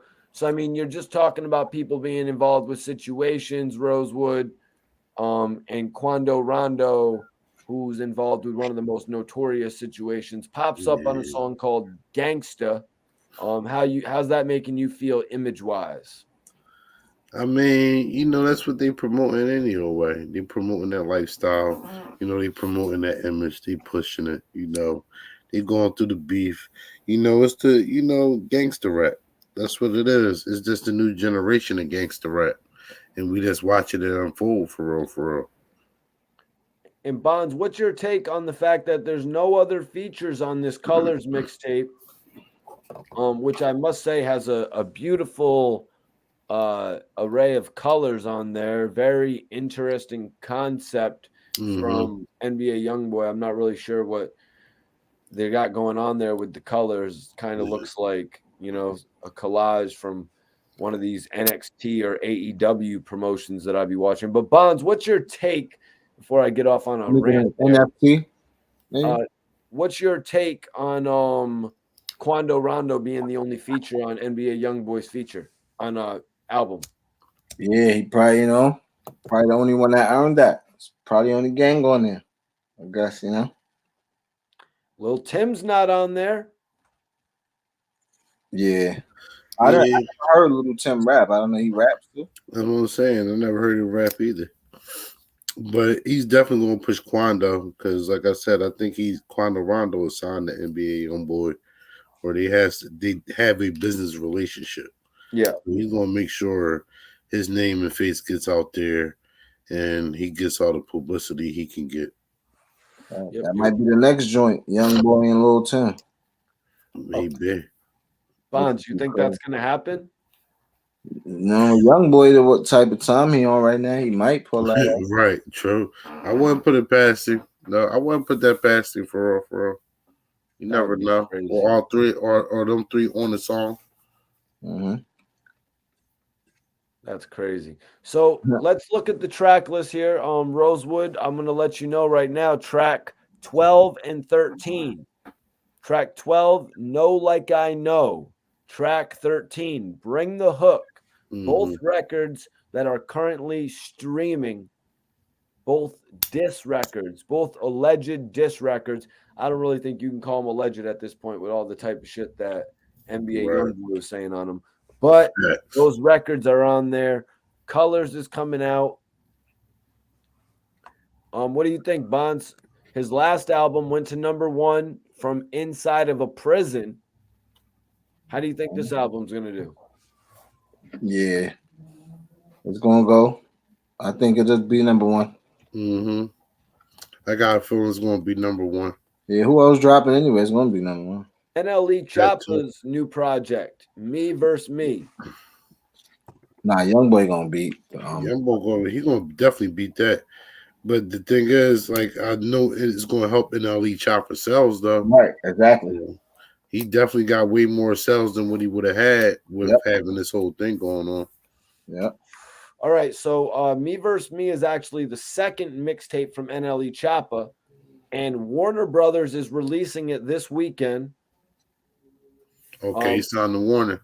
Yep. He's got Young Thug on there. He's got Polo G on there. He's got Moneybag Yo on there. He's got G Herbo on there, you guys. He's not playing. Okay. All right. I'm going to check that joint out right there. So they both got albums. Now let me see. Interesting. So what do you think, Bonds? We got a little challenge right there. Yeah, because I like Nle Choppa though. He nice. He can spit though. Yeah, Nle can spit though. I'm not gonna lie, he can spit though. So, and man, I like him.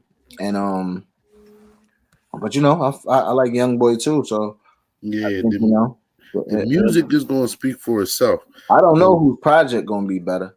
That's what I'm saying. That's why I said. That's why I'm on. That's why I said it was interesting because I'm not sure whose project going to be better.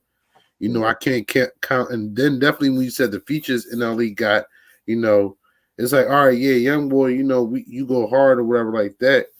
It's like, but a change of pace, you know, with different artists and different stuff like that is definitely good. So, you know, it's definitely interesting because we want to see definitely whose project is better. I'm seeing here, Rosewood, that the single, you know, the single that we were actually just talking about. It's interesting to note here that the single, What You Don't Know is actually not featured here on the track listing for Me vs. Me, the mixtape from Nle Choppa. So it looks like he's not featuring this diss record. What do you think that is, Bonds? Maybe a Warner decision? Like you're here, you're at Warner Records, man. We got joints with Polo G, we got joints with Young Thug, and maybe even something to the effect of this is how long the album can be. Oh nah, he probably already had the album turned in or whatever, and he just now. This is probably something that's do or whatever. Yeah. Or it could have been a track that, you know, that got disregarded off the album. Right. You know. Yeah, like Rosewood didn't think Bring the Hook and Know Like I Know was actually going to be featured on NBA YoungBoy's album. I thought it was gonna be the bonus, if that, you know. And he do got a bonus on there. That's crazy. So I thought it was gonna be a bonus. Those were gonna be bonus tracks. So it's crazy to see him have a bonus track on there, but him putting them as main tracks on there. Yeah, Rosewood, he's gangster with it, man. Mm-hmm. It looks Yeah. like Nle Choppa is locked in with a label. You know, you guys remember when he got popping? Obviously, a label came and grabbed him up and was like, "Yo, here's some bread," and he was like, "Oh, Mm-hmm. that sounds like a good amount of bread." Yeah, so that's what I'm saying. The project should be dope. He got Warner backing him or whatever, so you know you're gonna have the top producers and all that, and really put out a quality project. So you know NBA definitely is gonna sell more than him, but as far as whose project's gonna be better, you know we gotta wait to see tomorrow. Now, guys, this is a very weird rollout for the singles on NLE Choppa's album "Me vs. Me" or mixtape, whatever the hell kind of thing it is. So the mixtape's lead single was "Final Warning," and that was released April 30th, 2021. The second single, was released August 13th, and then the third single, "Jumpin'," with Polo G, was released November 5th, 2021. Now, as an artist, Bonds, so November 5th, they released the Polo G record. Fourth single, IYB, was released November 19th, 2021. The fifth single, Drop Shit, was released December 17th, 2021. And the sixth and final single, Too Hot, which features Moneybagg Yo, was released January 14th, 2022. As an artist, Bonds, what do you make of them releasing like all these singles in preparation for the tape since April 30th of 2021? Yeah, kind of. You know, it's a dope project with a lot of dope stuff on it. You got to make sure everybody's getting everything. You know, sometimes when you put things out in the album, you know, some things may get, you know, overlooked. So you want to drop those singles and get them out there. Plus, that helps the algorithm too, because you got the same songs that spring off the single. You know what I mean? So Yeah. it's Yep. could be And aside from those strategy. six songs, Rosewood, there are 10 other songs. Let me see. We didn't mention the single "Push It" with Young Thug that's on there. That has not been released as a single. He's got DJ Khaled. Either DJ Khaled or somebody associated with DJ Khaled working on the project on one of the songs. Yeah. So he's got some shit going here, man. Mm-hmm. I think it's gonna be a dope project. Yeah, me too. I think it's going to be a good project from NLE Choppa. Like I said before, the first time I ever really came in contact with him was when Birdman put him on Instagram. Funny enough. I mean, you know, people will say whatever they're going to say about Birdman's business tactics, but he puts you on his Instagram just once and you're pretty much the next big thing in a lot of cases. BTY Youngin, if you guys, I don't know if y'all remember him. He was from out of Baton Rouge. He lost his life as well. R.I.P. man. It's crazy. What do you think about that Birdman stamp, Rosewood? A couple of the Philly artists have actually seen it. Yeah. Birdman was cool with Gilly. Who else was Birdman cool with? He was cool with Beans. Yeah, definitely Siegel. Ab, you know. Yep, he was cool with Ab. Yeah, linking in with Ab, you know, definitely Birdman definitely always tapping in the city of Philly. He know the potential here, man. So the stamp from Birdman is always, you know, a plus or whatever, because it's just like what he been doing and what he's still doing. You know, he's still locked in with Universal. So, you know, being locked in with them and then having to deal with, you know, the deal that he has with Universal, you know, you can get a lot of backing. Yeah. Yeah, you can get a whole lot of exposure. I mean, look at Blueface. You know what I mean? Bonds. Yeah. New York guy. Better dancer.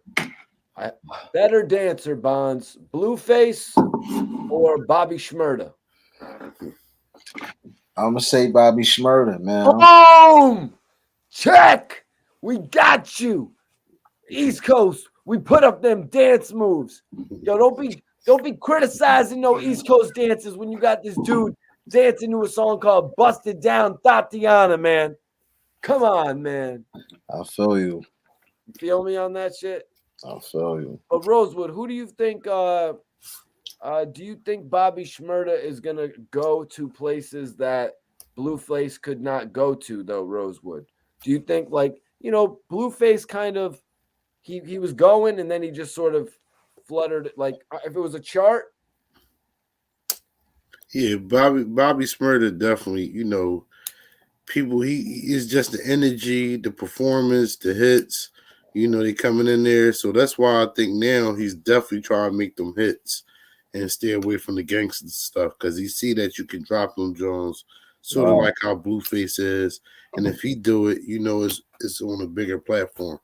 You know, a lot more people like are going like really be pushing it, you know, for real, for real.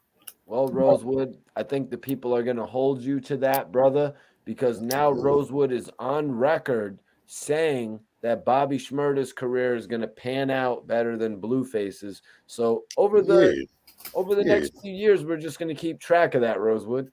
Yeah, definitely. Yeah, I would agree with that. Bonds, we didn't ask for. You didn't need to do that, Bonds. Now you're putting yourself on the line here. I'm just saying I agree with what from a hip hop standpoint, man. From a hip hop standpoint. From a hip hop standpoint, I could see Bobby Shmurda, you know what I mean? Like whatever, 10 years from now, we could be looking back and we'd be like, you know, Bobby Shmurda be more acceptable as somebody that you listen to, like, rather than be like, you know what I mean, Blueface, maybe. I don't know, but shout out to Blueface, no disrespect. I ain't, you know what I mean? Shout out to Blueface, man. He made his mark. Peace and love, bro. Peace and love. You know what I mean? Proud of you doing your thing. Like, you know what I'm saying? Blueface has a really cool name, too, right? Yes. Yeah. Blueface is cool. Yeah, Blueface is a cool name. Now Bonds is on the record as well, saying that Bobby Shmurda's career is going to pan out further than the Busted Down Tatianas. So we will keep track of that through the next few years, and we'll see if I'm going to be ribbing them about that, or if, you know, or if it's something that they're going to be able to be like, yo, man, we told you, man, we call these things, bro. We just call like I see them. But I want to open it up right now to the whole chat. Anybody in here? We got 113 plus people still in here. I really appreciate everybody tuned in tonight. We had like over 200 people in here. Major salute to Bond Simmons on the topic tonight. You know why Bond suggested this topic, though, Rosewood. It's because he loves to listen to the Wack 100 Clubhouse joints. It's his guilty pleasure. Yeah, that's a fact. Guilty pleasure. Listen, that Bonds is listen, because it be entertaining. 100 argue on Clubhouse. It's entertaining. Comparison today, it's kind of like comparable to Taxstone. You know, he might even be getting bigger than Taxstone was. I might be a little bit off. Maybe he's still on the way, but he's on the way to becoming a voice of hip hop. As long as one of these artists that he associates himself with actually takes off. Right. I'm trying to get away from getting tired of it, but now every time I cut on YouTube, it keeps suggesting new videos of him arguing with people. Facts. You know what I mean? Why not? New people. I'm like, oh, let me hear it.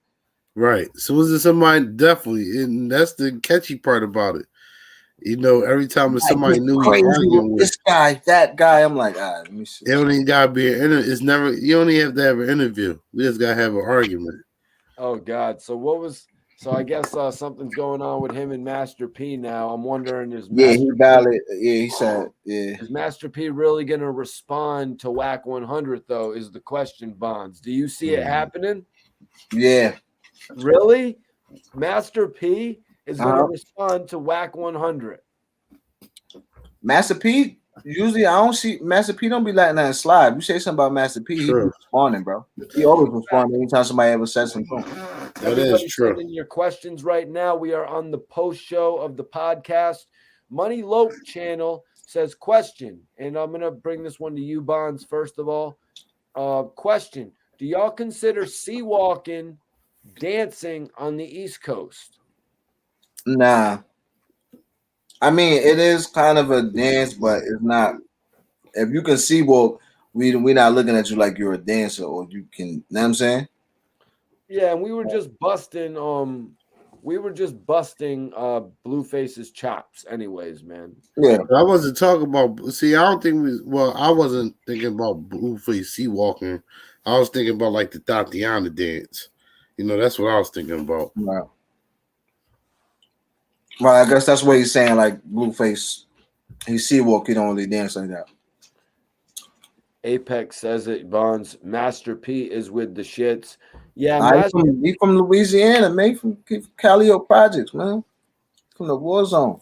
I mean, he Rosewood, Master P even checked Charlemagne right in the middle of their Breakfast Club interview because he had referred to a female in some way that Master P found disrespectful. You remember that, Rosewood? Yeah, I remember that. Yep, I definitely remember that. Master P, he's definitely going to always, you know, when his name's out there, he's definitely going to correct the situation and, you know, make people realize, you know, that he's still a boss out here making moves. And Master P know when somebody's saying his name and what's attached to it, and if people are really looking, he can capitalize off that. You know, he's a self-made businessman at the end of the day. So, you know, P always trying to look for free promotion and stuff to get him popping. So, you know, he'd definitely go in. Yeah, Bonds, what do you think, man? Maybe Master P is going to jump on this one and totally just sun Wack 100 to the point where Master P is the whole new voice of Clubhouse, and Master P logs on to all the clubhouses now, and he's like, yeah, this is what I'm going to do. I'm going to jump on here to promote my new hamburgers. I'm going to jump on here to promote my new bicycles, and I'm going to go every night. He'll be dissing somebody, or not dissing them, but giving new perspective or responding to somebody, but also selling a new product.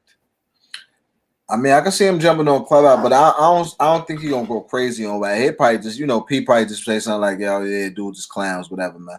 He might say something like, you know what I mean, but he not going.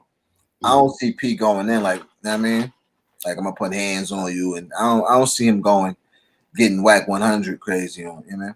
Yeah, he probably won't go into the point where it gets taken to a further situation. What's your take on that whole situation, Rosewood? I mean, we'll probably more than likely be touching on it in full in the next few days or tomorrow.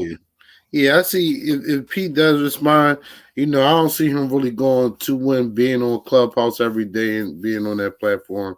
I see him saying what he's going to say, and then, like, you know, that's about it, you know, and then really pumping what he got to do through his platforms. You know, P is always going to use his platforms more than something else. Reginald says that P gonna let him know what it really is. Bonds, what is it really?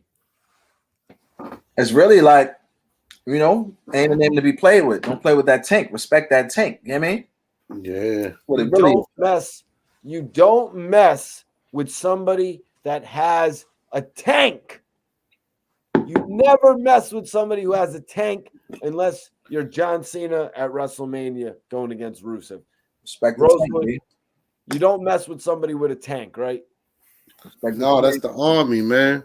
And you gotta remember that, you know, P had the deal before Birdman. You know, he had the 80-20 deal. For some respect on his name. P, yeah, it's the respect thing. Like I said earlier, P been doing this. He been, you know, working the industry and being, you know, having that 80-20 split and be able to sign artists and then be able to go play basketball and do the clothing and anything you want to do for real.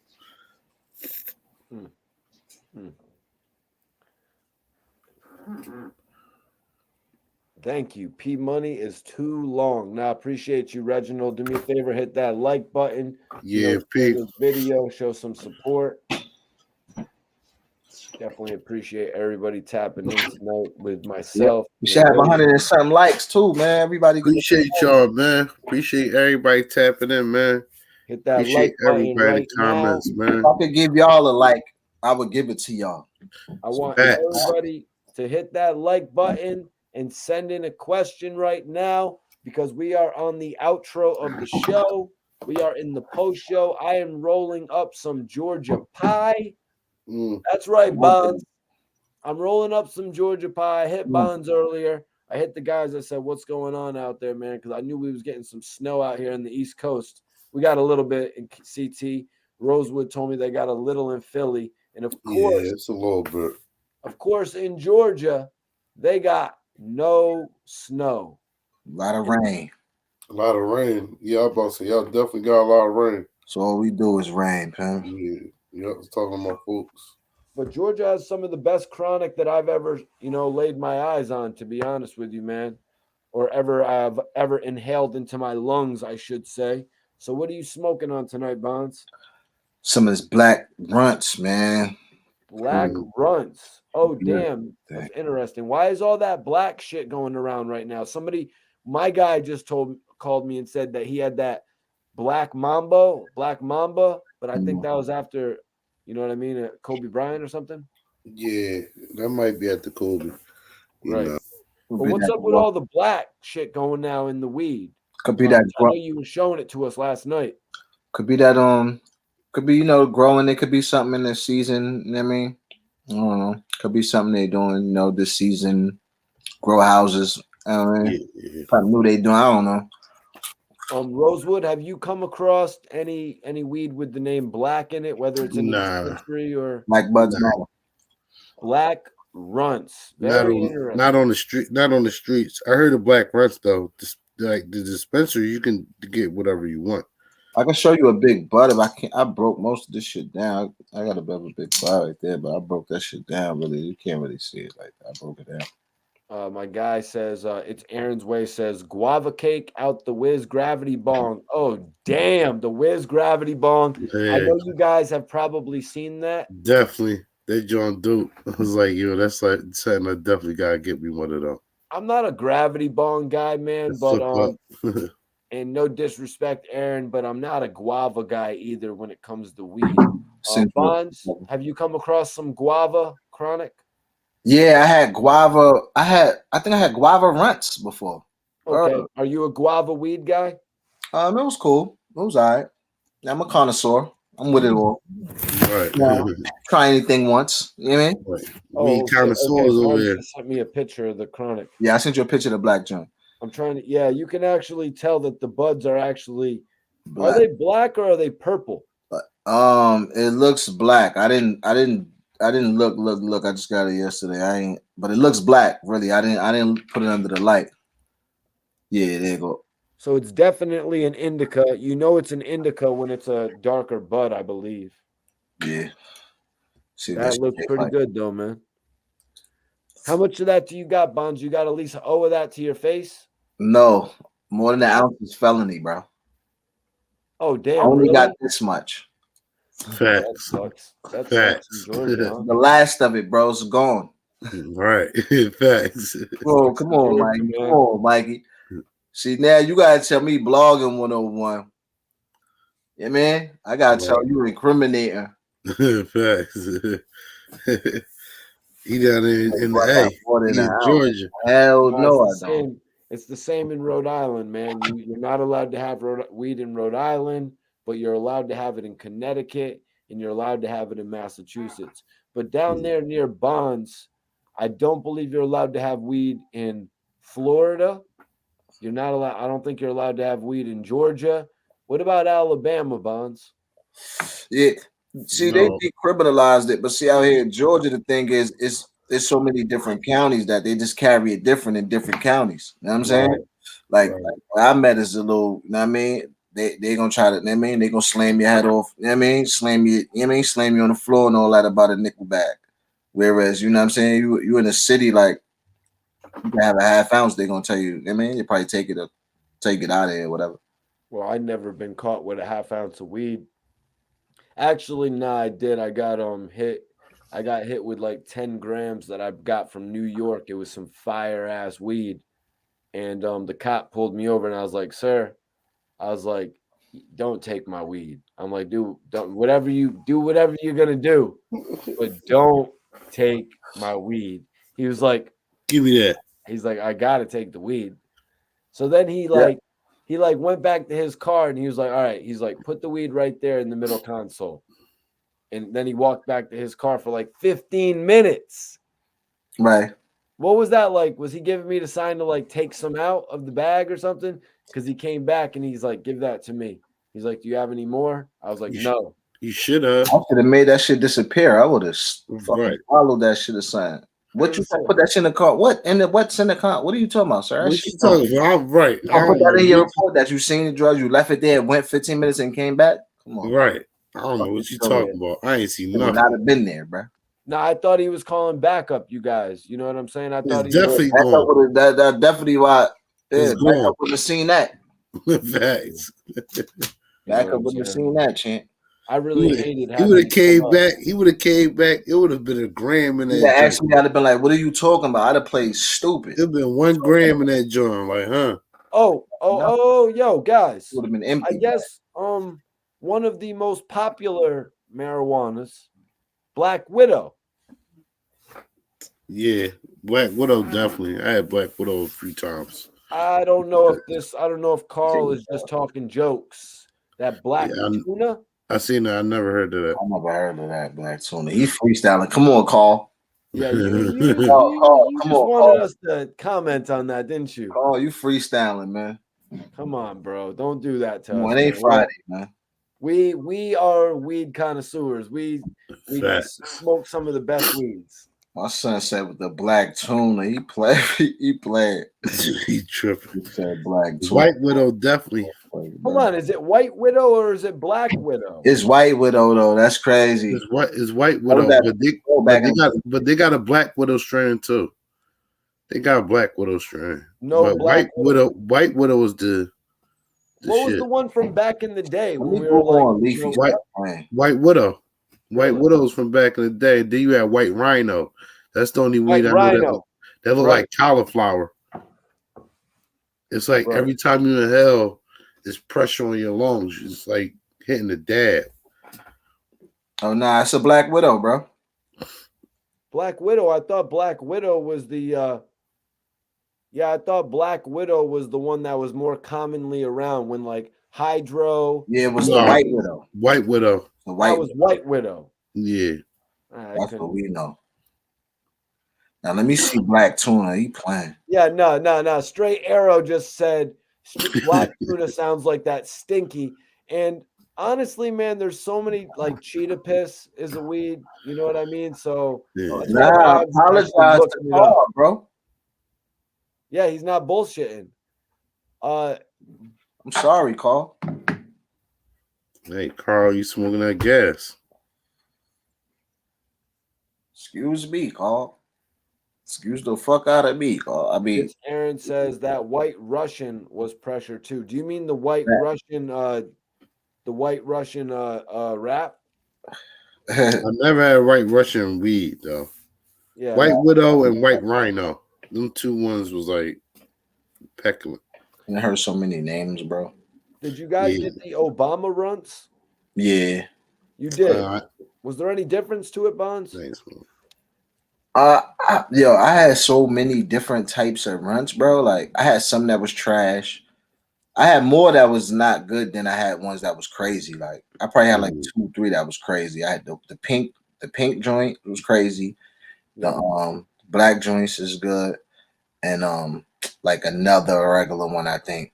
You know what I'm saying? But I had a couple. I had some lit or light runs, lit runs. I got another type of runs, but that shit is alright. It ain't really. Some of them be good. What's up with those new banana backwoods? Is anybody? Yeah, they alright. They alright. I ain't seen them yet. Somebody showed me in the city. They got them somewhere, but they ain't in the hood yet.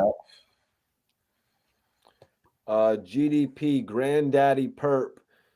I got my hands on some Granddaddy Pluto. That's a cookie strain, which is pretty good. It's a 21%. That GDP boy, that's the shot right there. I used to have that GDP. That GDP on point, man. I used to have that shit heavy. Yeah, me and Smoke died smoking on that GDP. This Yeah. is That was what a our half shot, ounce boy. in Bonds. Oh, put 14 in there. They breaking it down. Yeah, 14 in here of pre-ground for $72. So I got this other one too. It's called Supercharger. Okay. So that one's more of a What's up? sativa. That's lit. Granddaddy Pluto, obviously. Granddaddy Pluto, obviously. Indica, and then I got a couple others. I got but I had to put them in bowls though. Yeah. That's the first thing I'm gonna do when I come down. I'm hitting them dispensaries, bro. I ain't gonna hold you. I had to put this shit in bowls, man. Yeah. Because these cases suck. Yeah. It's one of them joints you got to pinch. Oh, yeah. Oh, that's, Y'all be having trouble with those? a lot of them. When you get them from the dispensaries, I don't be getting them shits out here. Not gonna, you know what I mean? But yeah, when you get them shits, they do get annoying after you keep fuck. You know what I mean? Having to pop and drink. Yeah, it's a lot of them joints that suck. Mm-hmm. Yeah, it's annoying, man. I had to cut one open and shit. So, And then, like, I get another one and I pop it right open. I'm like, yo, why did I put myself through all that shit? But you said you were smoking what bonds? Black runts? yeah. Oh, you lucky bastard. To be smoking on some runts. Now over to you, Rosewood. Louis Peasy said he's smoking on some lemon cookies at work. Popping. That's my brother right there. He's smoking, he's working, and he's hustling with us right here. Always. What are you smoking, bro? It's 2 strands, and I forgot the fucking name. So I didn't ask my cousin like twice, and I forgot like twice. So yeah, man, it be so many strands up in the studio, so I'll be hearing so many names. The names don't matter to me no more. You know, I've been smoking for a long time, so when it comes to knowing some good weed, right, and indica or sativa or hybrid, I'm gonna let you know what it is off the bat. What you're definitely smoking an indica tonight. No, it's a hybrid. I'm smoking a hybrid. It's a hybrid. It's G something. Yeah, Bonds. Number. At the dispensary they had so you have to pay like right now they had a special on Rick Ross's bud, the Collins Ave, for $350 for an ounce of straight up buds, you know, that come like 1.5 grams buds or whatever. You could get an ounce of small smaller buds, you know, like 0.3s, 0.4s, 0.5s for $323 an ounce. Or you can get a half ounce of pre-ground for $72. So I grabbed the half ounce of pre-ground of the Collins Ave. Which one would you have done? Yeah, same thing. Same thing. $350 for an ounce. We're not gonna do that, champ. Right. So then they also had the Georgia pie at 22% for $72 for a half. I grabbed that, and there was what's the other one? So I got the Georgia pie, the Granddaddy Pluto, and the what was the first one I said? The Collins Ave. Collins Ave. So I grabbed all those instead of paying literally what? That's $175 a half ounce. I paid $72 each half ounce. Yeah, of course, man. You crazy? We tripping with that. So you gotta do that. Yeah, like when I was going to the But Rosewood, what do you make of the fact that it's shake? Yeah, no, that's I mean they still getting over. They you know how I feel about the operation. You get them pre-rolls and shit anyway. It's like, you know what I mean? It's same thing. Anyways. You're gonna break it up, you know what I mean? It's going down the same way. Yeah, but Bonds, when you break up a bud that you're rolling up into that blunt and I'm rolling up shake into this blunt, don't you think there's more THC in yours or something? See, no, because it's all going to accumulate You know what I'm saying? To the same thing. It's just breaking it down. Like I'm saying, the way you ingesting it, you're smoking it. So Mhm. you know what I'm saying? Either way, you get high. Either way, like You get high. I'm not a biologist, but Either way, you get high. So that's biology, Bonds. Well, no, that's really botany. I would Well, think that's botany. It's the study of plants right there. So you right. have to, or even being a quarter. But no, that would be the study of how whether the lot, the buds, or the breaking down the THC True. in it. True. Well, that would still be a kind of aspect of botany, though. Yeah, and it's definitely an aspect of biology because we definitely talk about breaking down the chemicals in it. You're right. Iceberg said, here's the thing. Shake loses potency when broken. Shake is less potent, beloved. Now, Iceberg. Okay. Iceberg is multi-talented. He's a biologist slash. Yeah, right. Bonds is like, I know there's a reason I'm smoking these buds. But no, Iceberg. Now, the level of potency that I'm reading on the jars for the Georgia Pie was 22. For the supercharger here, it's 19.4. And for the Granddaddy Pluto, it is 21.2.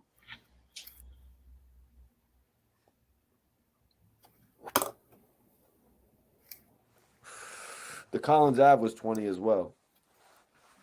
Okay, Rick Ross got 20%. 24.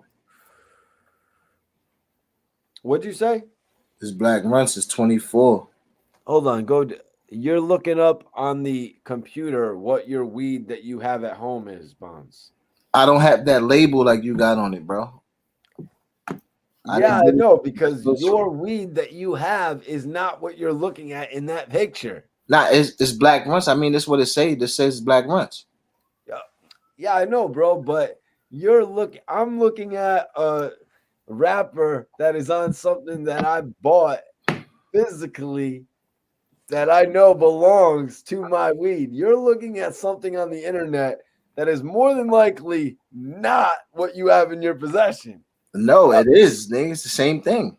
Oh yeah, Rosewood. What do you think, man? You got to come in. No, look, that's the thing. I used to say the same thing, but you can look it up, and if it's the same weed that you got in your hand, then that's what it is. I can't say because that's the dispensary, man. They put the labels and all that, man, and it's like, listen, they be fooling at the same time. It's an operation at the end of the day. The streets, you want to keep a good name on what you pushing out there. So Bonds might not have that label, but his line is going to make sure it's that gas. You said it yourself. You smoke some of the best weed you held down there in Georgia. Right. Black Runts, you look it up on the computer. I mean, it's a little fishy to me. I mean, you know what I'm saying? If that's what it is, you should be able to verify that. If somebody tells me what it is, if I look it up on the computer, if it ain't, can you look it now? Can the weed you have? Can you look it up on the computer, Mikey? Yeah, look it up. Cookies, Georgia Pie. Georgia Pie cookies. But see, you got shake, so we can't see what we want to know. We had to be buds, right? This had to be buzz because we can look it up. 22. What is it? 22 THC? Oh yes, it is 22. All right. Now look what it say. Okay, interesting. 22, bro. Look up the Georgia Pie, Bonds. That's what this is, Georgia Pie. Oh, no. I mean, look up the Granddaddy Pluto.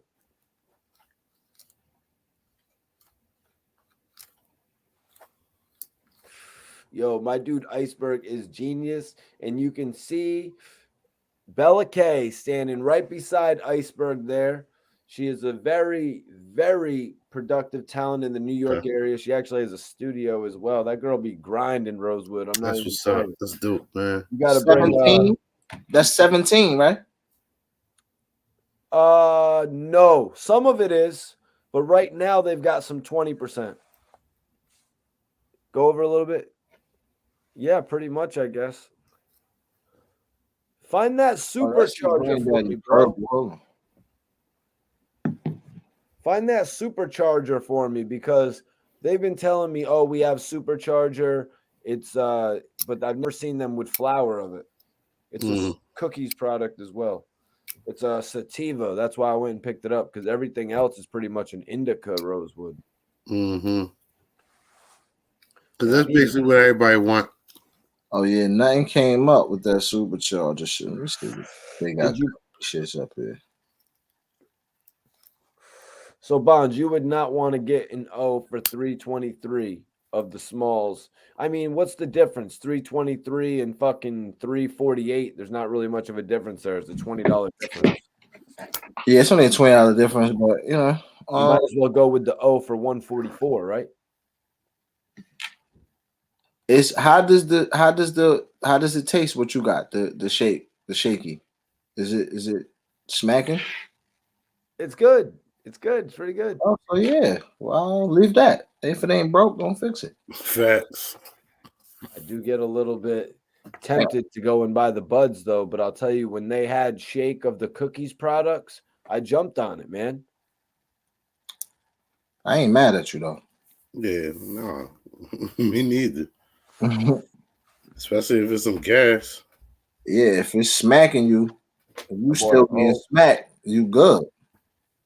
I bought a O with the honey bun.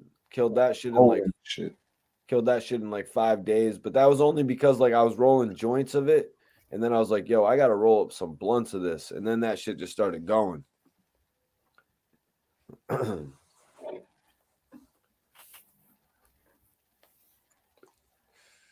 But yeah, definitely appreciate everybody tapping in with us tonight, man. We still got like 100 people in here rocking with us, man. So I'm gonna open it up to the last questions of the night. If anybody's got anything else for us tonight, definitely appreciate our audience rocking with us. Peace and love to y'all, man. Yeah, peace and love, man. Salute to everybody, man. Salute to everybody that tapped in tonight, man. Make sure y'all hit that like, man. Make sure y'all subscribe. Make sure y'all subscribe and share the joint. You know, it's the hip hop panel. Shout out to my guy SV Twiz. I know what it is, the Hood Blogger. Oh, the Hood Blogger. But listen, I want everybody on here right now to follow me on Instagram. Shit is a mess. Everybody on here, follow me. I will follow y'all back immediately. That's right. All 97 of y'all in here. If you got Instagram, follow me on the gram. I'll follow you back right on my phone after I get up out of here tonight, man. You know how I do. I like to stay in tune with everybody that taps in with us. Had some major topics tonight. You know, I really enjoyed speaking on Wack 100 and Bobby Shmurda. And it was really amazing to see some of the New York talents step up, like Mysonne actually directly stepping up for Bobby Shmurda, whereas Taxstone stepped up and said some other things. What's my Instagram? My Instagram is pinned right here. My Instagram is right here. Y'all can hit that link right here. But like I said, this is the time for the last questions. Bonds, you were not here, I think, when we spoke on Taxstone, speaking on Wack 100. He had actually said, I know Wack and Troy are going to do a joint. He said, I know Wack and Troy are going to drop a joint album.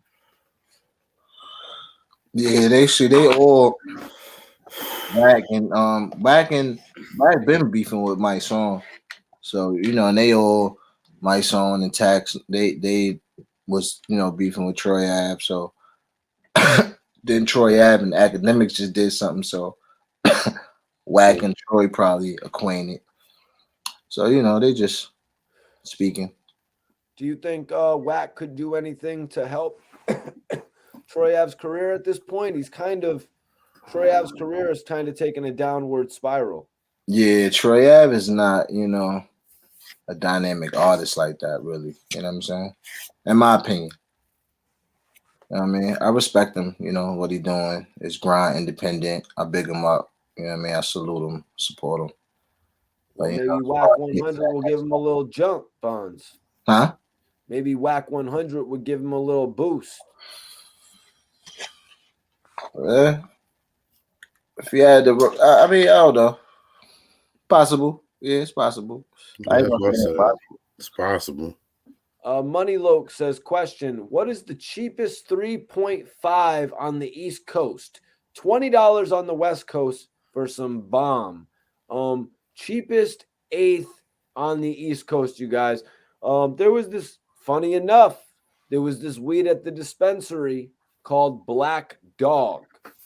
It was called Black Dog. It was a lower strand, about 15%, and it was $35 an eighth.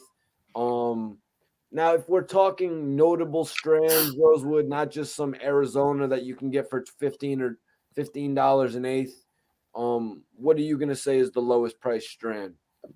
It don't matter if you're in the city. It's 30. The lowest you're gonna go is $30. There's nothing under $30 in the city. So it's $30 for an eighth Mm-hmm. of some bomb. Mm-hmm. Oh, okay. Gas. Okay. Bonds, is it still $50 in Georgia? When I was there, it was 50. And it's see if you talking about something loud, something like for me, something that I'm on to smoke. I mean, yeah, Right. it probably is gonna be like $40-$50. But if you like certain places, you in the city gonna hit you like it could be like $60 or something like that. Mm-hmm. Yeah. You know what I'm saying we talking about street prices because ain't no dispensaries out here. Yeah, man. Right. Yeah, but normally they're kind of going for $30 out on the streets nowadays, Bonds, like over here on the East Coast. Is it really not happening like that down in Georgia?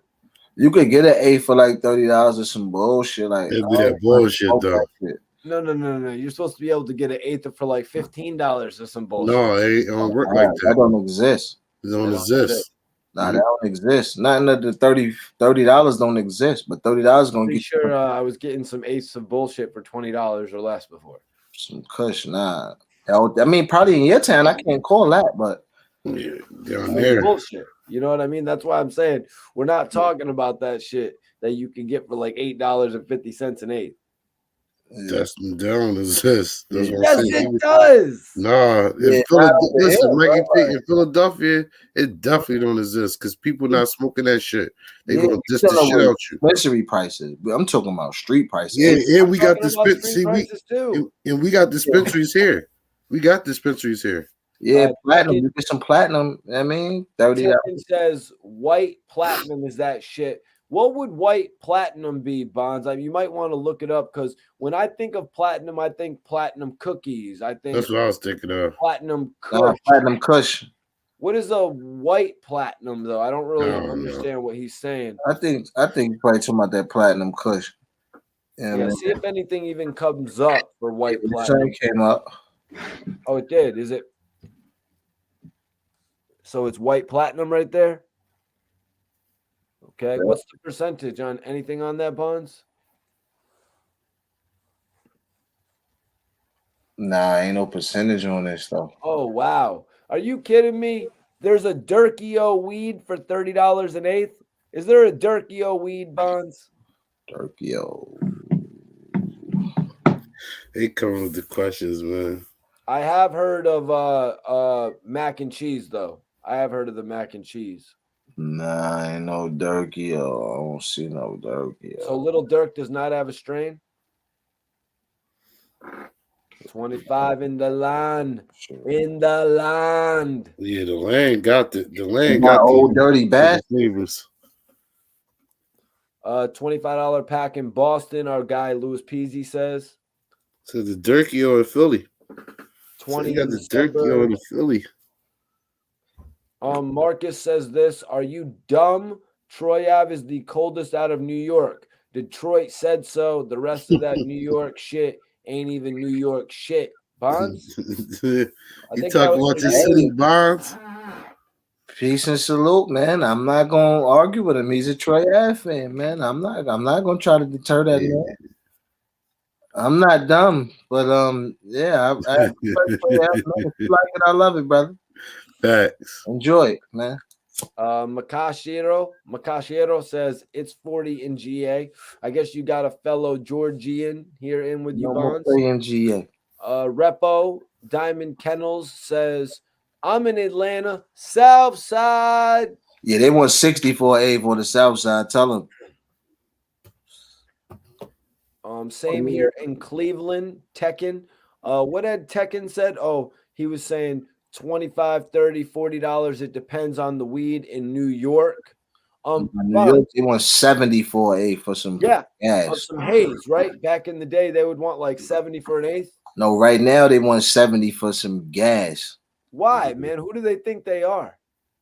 It's that rapper weed and shit, man. Mm-hmm. I don't pay $70 for rapper weed. I'm sorry, and I smoke the same weed.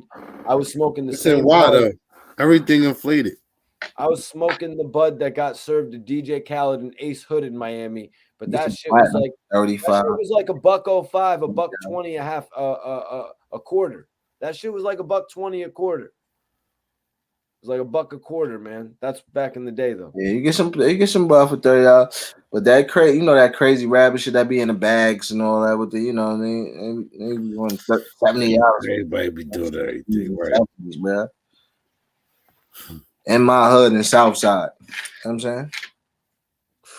Yo, I'm in Atlanta right now, but next week I'm gonna be in Southside. Like, I'm there all the time. Like, I'm about to be there next week, but I ain't paying 70 for an eighth. But they were gonna charge that. You're gonna be pissed off when you pay like $200 for an O, and then it's some bullshit, though, right? Or would you just turn it down on the spot, right? Yeah, I ain't getting that shit, bro. That ain't me. Nah, I'm Gucci. That ain't me. Rosewood, when's the last time somebody brought you some weed that you had to be like, yo, that ain't me? That ain't me. It's been a little minute for real. It don't happen like that. No, people be having the gas in the city, and then people got so much different strands of gas in the city. You have a plethora you can get. So that's far in between. Bonds, you did a little traveling, man. You must have run into some of that. It ain't me. Oh yeah. Last time my man just got me with some shit for an eighth for like $30. I got an eighth for like $30. That shit was like CBD, man. I swear it was. Oh, yeah. Oh, how many times did you roll that up though? Probably only twice, so it wasn't really that bad. Yeah, maybe twice. Once when I first hit it, then I made a try the next day. That sucks, man. That's nutty, man. At least it was only an eighth, though, man. Was it in one of those special baggies, Bonds? No, it wasn't. It wasn't like a little jar, though. Wow, that shit was. It was CBD. It's like it was probably crazy. CBD. Yeah, I don't know why they be doing that.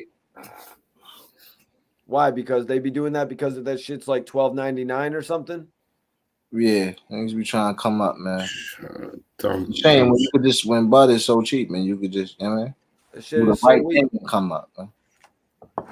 That shit is so weak, man. When people be trying to sell you CBD, that actually happened to me before. This guy was selling me an ounce. This guy sold me an ounce of CBD, and I was like, "Oh, nice job, bro. You just totally lost my business forever." Cool, man. So what we gonna do with these dudes, man? I don't know, man. Rose, would they be doing that in Philly? Because I didn't notice it, man. I didn't notice it until my boy told me. Because I met this dealer one time. He had all types of good shit like that Mendo breath, and he was hooking me up. But then I tried to make the situation sweet, and then he's like, "Oh," and he hit me off with the CBD. I feel like I didn't know people were doing that, man. You a slow poke, hit your ass with the okie doke. I didn't know people were doing that shit, Rosewood. They don't be doing that in Philly. Fuck them. No, you ain't doing that in Philly. Listen, we got more homicides than years. Days, you better not do that shit. You better not do that. Fuck like, no. He's right. AV said he sweetened it up for him. Mikey said he sweetened it up for him. He bopped. Right. Oh, you want the whole out? Yeah. He said bing bong. Bing bong. Gorilla Glue blowing over here. Sour Diesel. Okay. Those are two strands that I like. Let's get this though. In the chat, y'all can write your answer to this because I'm gonna ask the panelist. Bonds, what do you like better, bro? Gorilla Glue, GG4, or Sour Diesel? What are you taking? Ooh, nice half ounce. Sour Diesel though. Nice half ounce for you right here, Bonds. Which one are you taking? I'm gonna take the sour though. I ain't gonna hold you. Yep. I'm gonna have to agree. I'm going sour diesel. A nice bag of sour diesel is always the way to go. GG4 is really good. Rosewood, what's your take? Yeah, that's what I'm saying. I like the Gorilla Glue 4. I want that original sour. You know, I had that original sour. I gotta be. Come on, man. Yeah, it's got to be some sour diesel, man. That shit. The That original really sour diesel. The original one. Not them little Christmas tree bud ass joints. I'm talking about them fucking nuggets. It's a difference. All right. So you get an opportunity, Bonds. You get sour diesel, or you get some OG Skywalker, that Skywalker Kush. Which one are you taking a half ounce of? It depends on the sour, bro. It's If the it's that premier old sour. It's your premier top-notch sour versus your premier top-notch Skywalker Kush. I might take the Skywalker. Rosewood, what are you thinking on that? I'm going to sour. I'm gonna have to go with the Skywalker as well. Because I had a lot of sour. That's why I'm going with the original sour. If I can only get that original sour, then sour, that's just the best. Yeah, I've just had too much of that original sour. You smell next door? No, that's not the original sour, my J. That's not. Listen, the first time I smoked sour diesel was in 2003. That's the first time I smoked sour diesel in 2003. Yep. And when you smoke it, it's like you eating some good food. It makes your mouth water up. You gotta keep spitting like you chewing tobacco. Dead ass. That's the original sour diesel, and the shit's in nuggets like That's that. all my guy used to have, sour diesel, man. And you know, it was like a debate because when he would have sour, and then it's like, dude, are we getting sick of the sour? We're smoking sour for like 6 months straight. Mm-hmm. And then he got some Gorilla Glue, and then he would get Gorilla Glue, and then he'd be like, yo, when's he ever gonna get the sour back? But right. Left Lane goes, I don't even want to hear the names of the weeds because nowadays Then said that. I'm with you, like I feel you. Well, not necessarily, because you've seen Bonds. He's literally been checking up all of these names that people have been saying, and a lot of them have their own pages on the internet. So there's just a lot more strains of marijuana out there nowadays, man. So you got to take that into consideration. It's endless. It's endless. You know, I mean, I feel like the Obama runts and the Young Dolph runts is going a little bit far, though, shit like that. But like when somebody tells me they have Obama runts or like something like that, I'm like, all right, I'm good. I'm straight on that. I'm cool. I'll take the pink runts, the white runts. Yeah. You know what I mean? Give me some regular runs. I haven't even had really a run where I could really get all that shit on a consistent basis. I was messing with Tyson's brand of weed. This shit expensive though. Well, my guy had it for what he had it for, like the 250 and 0. Yeah, Tyson should have heard I seen that shit like dispensary. They want like $65 for an 8 for that shit. $70. Trying to think, who did he do a collaboration with? Was it what was it, the Wild Boys or something? Somebody like that has a weed strand company, and they were doing a collaboration. And they did one. They had another bud called Slurricane. You guys ever heard of that one? Yeah, definitely. That shit was hot. Oh shit! Left Lane says cereal milk is the best strain for the past 5 years. I don't know. There's so many strains you can't say that. That's what I'm saying. It's all up with about your taste buds for real. Because you can have several strains that's 24%. Which one is the best? You're gonna say the one that you like the most. So we can sit here all night and name strands. J3 on the track says, I'm smoking that purple push from the cookie store. Oh, the purple punch, excuse me. I haven't tried the purple punch, man. I've seen it up there. I've seen it advertised. And also some guys from around the way have had it, but I never jumped on it. Rosewood, have you had the opportunity yet? No, I haven't had any purple punch. Bonds? Nah. You guys just haven't come across it? The opportunity where somebody had it or something? Purple punch. Yeah, it's a pretty well-known brand up here, actually. It's a pretty well-known brand up here. It's a really good-looking bud, too. Yeah, I've been to Cookies in Massachusetts. I'm more of a Comcan guy, though. Schizo said, none of y'all in the panel eat edibles or drink THC lean. I have drink edibles, THC lean. I got some THC. Oh, you do, drink the Bonds. How much of it? What do you got? Sit you on your ass. You put some of it on your blunt sometime? Why don't you ever put some of that on your blunt? I don't know. You should try that maybe. I got a bottle of it. Nice. Man, I was sipping on that. No. It put you down, man. Oh, yeah. What about the edibles, though, you guys? Are you much into those? I was thinking about jumping into it a little bit. I don't really fuck with them. The hobby are real intense and shit. So It's intense? Yeah, then I can't, I don't be wanting to smoke on top of it. It's just the difference, you know. Oh, man. When you eating the weed, it changes it. So, you know, it's different. Wow. How long does it usually take to kick in, Rosewood? Give it about definitely 15 minutes, half an hour. You know, you're gonna start feeling the effects. And That's as too it goes, long for me. It's gonna keep going up. It's gonna keep going up. When you get smacked, it's gonna smack you. J3, I'm actually smoking on some Georgia Pie right now. I've got Georgia Pie. I've got Supercharger, which is a Grandi Flori brand from Cookies. They actually made the E85. I've got Granddaddy Pluto, and I've got that Rick Ross strand Collins app. But we got a couple answers on the sour versus Gorilla Glue. Let us know in the chat. What do you like better, sour or Gorilla Glue? Straight to the Bone says Gorilla Glue. J3 says sour. Repo Diamond says sour. Tekken Miller says sour.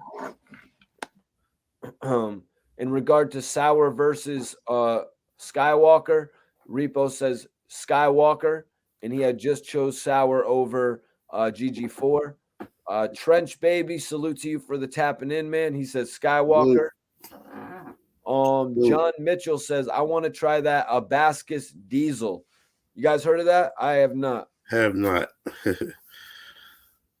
Listen, man, I'm gonna have to tap in with y'all a little later, man. Salute to everybody in the chat. Salute to my G Bonds and Mikey T, man. Y'all know it's the hip hop panel, man. Your boy Rosewood, man. I holla at y'all, man. Hit me up on the Grand Spill _ENT, man. Y'all know what it is. Holla at me. All right, Rosewood. We'll tap in with you soon, my brother. Oh, yeah. I'm gonna follow Rosewood. I'm gonna post this joint up right here. I'm gonna kick it with y'all for another minute. Yeah, baskets. Okay. Well, not a minute. I'm gonna be kicking it with y'all. If it's not leafy, it's a fake strain. That lemon runts. Have you run into the lemon runts though, Bonds? Damn, you don't run into much lemon Bonds. Have you had lemon before on the show? Yeah. You had lemon diesel. Okay. That has a strong lemon taste. A little bit. I don't run into too much lemon that I can buy. I know I've probably said that a few times. Like I've never actually had the opportunity to buy myself a nice 14 of some. Well, I did have the lemon pepper. Yeah. Shit look crazy.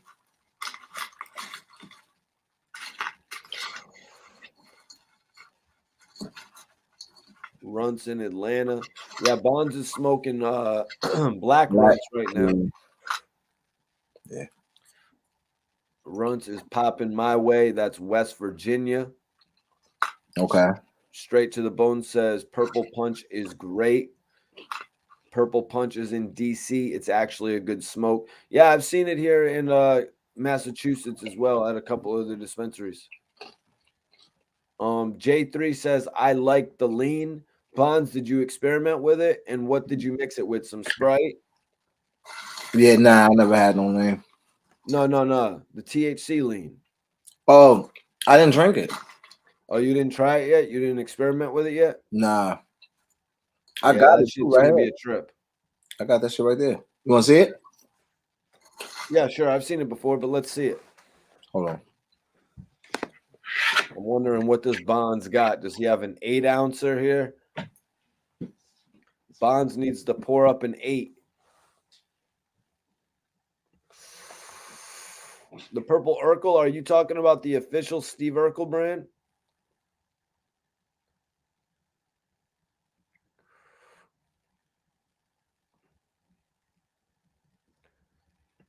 Mikey T, you can't feel your knees. It feels like a Xanny high. I don't like it. I can't drive on edibles. Damn. Don't tempt me, bro. Don't tempt me to do that, to do some edibles. If that shit has you feeling like you're wavy like that, loaded. Let's see what Bonds has here. The Black Label Grape. Oh my God, you better not drink that shit, Bonds. Yeah. You better just leave that as a prop. That's why I pretty much I had this shit for like, I don't know, a long time, probably about a year maybe. Really? Not about 6 months, at least. Pour that shit in some Sprite and get it over with, man. 8 months probably. So Jacob Hawkins says, "Where you at, Bonds? I need to see you plus Cleo." Do you know this person, Bonds? No. I'm in Georgia. Hit me. Tap in. Bond Simmons, IG, everywhere. YouTube, whatever. Aunt Mo, OG Runts is the best. So many kinds of runts, man. I really wish I could just get my hands on runts consistently. Yeah. You know what I mean? They had some at the dispensary. I like switching it up. I don't like smoking the same shit though. They had it at the dispensary, Bonds. It was it 18%. What do you make of that percentage for the runts? Would you have jumped on that? I would still look at it. Depends on what it looked like, I mean. And what it smell like, I mean. Pass the eye test, smell test, nose test, you know what I mean? Texture. Oh. We might can go. High C is the best green out. Pink lemonade, high C as well. What? Oh, Louis Peasy said, "I got you runts in the hood, but $300 a Z." That's not bad, I guess, man. But actually, I'm on to my shit of getting the pre-ground for half of that. Huh? You can't beat $144 an ounce, Bond. Bro, if it's doing the job. If it's doing the job, just like some shit you pay $225 for, you might as well, right? Might as well. Because paying $430 for an O is damn ridiculous. I would have to agree. Yeah, you know what I mean? Even if we were Rick Ross, Lil Wayne status, would it still be ridiculous? Well, no. No. All right. So at that point, you would be like, Mike, why are you going with the pre-ground? You should really just be getting the straight up buds. But I still wouldn't be mad at you for trying to save money. There you go. We would probably, honestly, I know honestly, we probably, anyways, we would be going to the dispensary every other day. But in that position, we'd probably be going to the dispensary every day. Some chick at the dispensary tried to tell me, pound or some shit just to be smoking. You know? Well, at the dispensary, you can only buy an O, Bonds. Right. Yeah. But you can go to another dispensary. 16 different dispensaries. Yeah. This chick at the dispensary tried to tell me that she smokes an ounce a day. I'm like, yeah, because I just told her that I killed an ounce in 5 days of the honey bun. And she's like, oh, I smoke like an ounce a day. I'm like, damn, you was on my type of time. I don't know what else. What else do she do in that day? What else does she do? If you're smoking 30 blunts a day, that's literally all you're doing, man. Unless she's smoking, she probably throwing, I would say she throwing at least 3 grams in the blunt, man. Well, yeah. GG6 is fire too. I never heard of that, man. Possible. I never heard of that shit, man, to be honest with you. GG6, but I heard of GG5, Bonds. I heard 4, 33, I think 3. 33? Yeah. Did you hear of gelato glue? Nah. But yo, Bonds, hit everybody with your plugs right now, my brother. Yes. Bond Simmons, Instagram, YouTube, everywhere, man. Tap in, videos out, music out, album out, local legend is fire. Here tapping in. Y'all know what it is, man. Follow, I follow back. You know what I'm saying? Tap in. Talk nice, I talk back. Hell yeah, Bonds. I really Peace and love to appreciate you everybody in the tapping chat. in, bro. You know the vibes, bro. Peace and love, man. You know what it is. Major salute to you, bro. Until the next episode, my dude. I will see you on the Salute. next one. Salute, chat. Salute. Peace, gang. Salute, my brother. Definitely appreciate Bonds for tuning in tonight. Both of the guys, Rosewood and Bond Simmons. You know, those are my guys right there. Always appreciate their comments on all the topics. We get a lot of different perspective from the both of them. You know, Bonds on the artist aspect. You know what I mean? Rosewood, honestly, on the another aspect pertaining to the management side of things, pertaining to, you know, the behind the scenes aspect of what goes on with an artist. Salute to our guy SV Twiz. He actually premiered a new interview today with Omar Gooding. That's right. Cuba Gooding Jr.'s brother, SV Twiz, put up a new interview today on him. But I appreciate everybody tapping in and watching all my shit, man, watching all my interviews. I want you all to check out my new joint or my interview with Cassidy speaking on ARAB. I'm about to post it up for you guys right now. So you guys can check it out if you haven't seen it already. But I really appreciate everybody staying in tune with me, man. This is our year. 2022 belongs to Mikey T, the movie star. 2022 belongs to us, you guys. We're about to take this shit over for the whole year. Whatever deals come our way, you know, I'm going to keep my ears to the people. You know what I'm saying? I'm going to keep my ears to the people. I'm going to keep my heart to this shit. And we're about to make a whole lot of momentum go this year. So listen, I want everybody to watch my.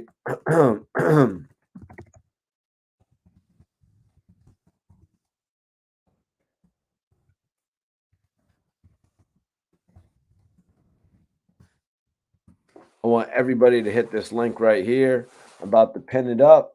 I want y'all to go check out my interview with Cassidy, actually speaking on the trial with AR Rab, facing a bail of $3 million, $2.9 million, you guys. This is one of my best interviews with Cassidy. I think we've done 4 interviews. It's some great work. I want you all to go check it out right now. And that's how we're going to end tonight's interview. I appreciate all my co-hosts. I appreciate all my supporters. Appreciate my guys out there, RBH, my brother, the doctor of drugs. That's right. We got a couple new shows coming up. Street Geek. We got the Doctor of Drugs. That's a couple new shows that we're going to be doing. Also, my brother's new film, Slapface. That's right, you guys. Slapface. The new horror film drops on Shudder. The new Slapface movie drops on Shudder February 3rd. That's right, you guys. February 3rd, Slapface drops. Have you all seen the trailer? I'm in the movie. Terrence, hit the link that I got pinned if you want to see Cassidy speaking on the trial that him and AR Rab went through. Hit the link that I've got pinned right now.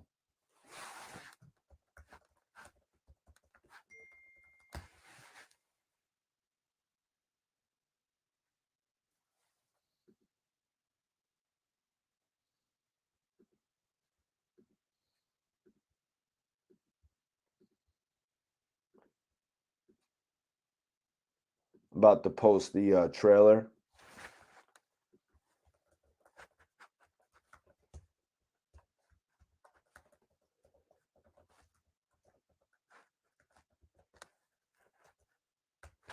So y'all, if y'all want to see the movie that I'm doing, if y'all want to see the movie that I'm in, I've got the trailer right here. I got the trailer right here. If y'all want to see the new movie that I'm involved with, it's called Slapface. I want everybody to check it out.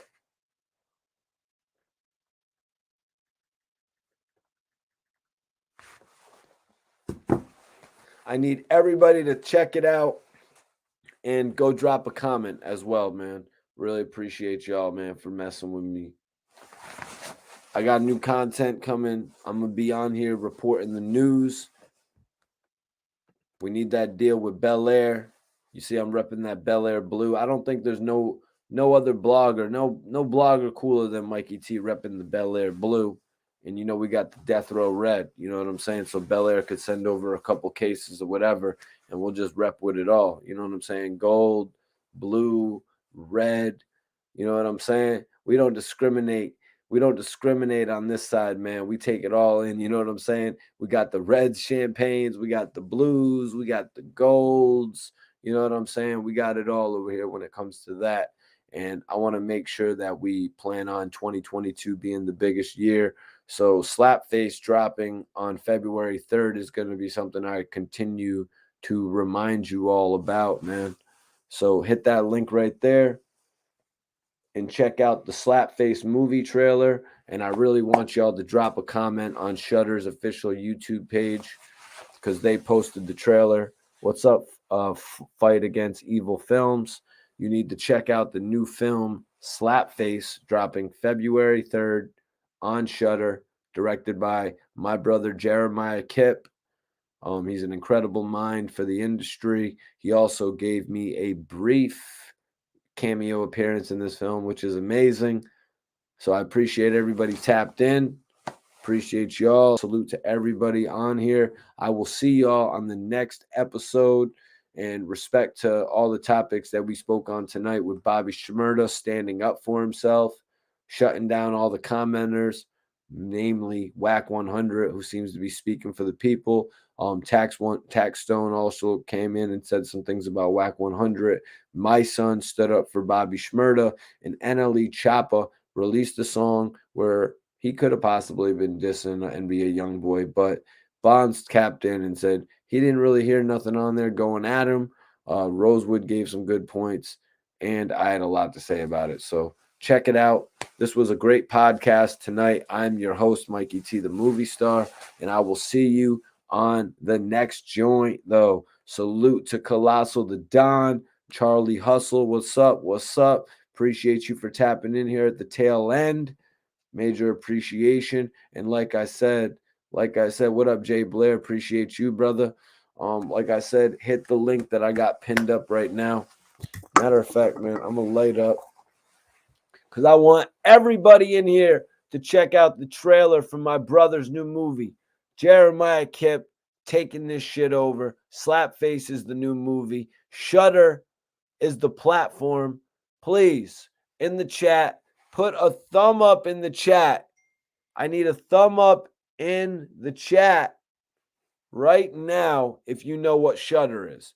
Put your thumbs up in the chat if you know what Shudder is. Come on, you guys. Let's get some interaction going here with the chat. I want to see some thumbs going up in the chat right now if you've heard about or if you have downloaded and own the Shudder platform. I'm going to give it a minute. I think I got to go get more Dutches. That's whack. I picked up 6 Dutches today, and I had a 7th one on deck, and I ran through all them shits. That doesn't even make sense. Hit that like button. Damn right. Charlie, appreciate you, bro. Colossal the Don. You see that Super Bowl trailer? Yeah, I did. That shit was innovative, man. That shit was innovative. All right, y'all. I gotta go get some Dutches. Apparently I blew through 7 already today. So I gotta go pick up some Dutches right now. But I appreciate y'all for tapping in with me. Salute everybody. It's love, respect.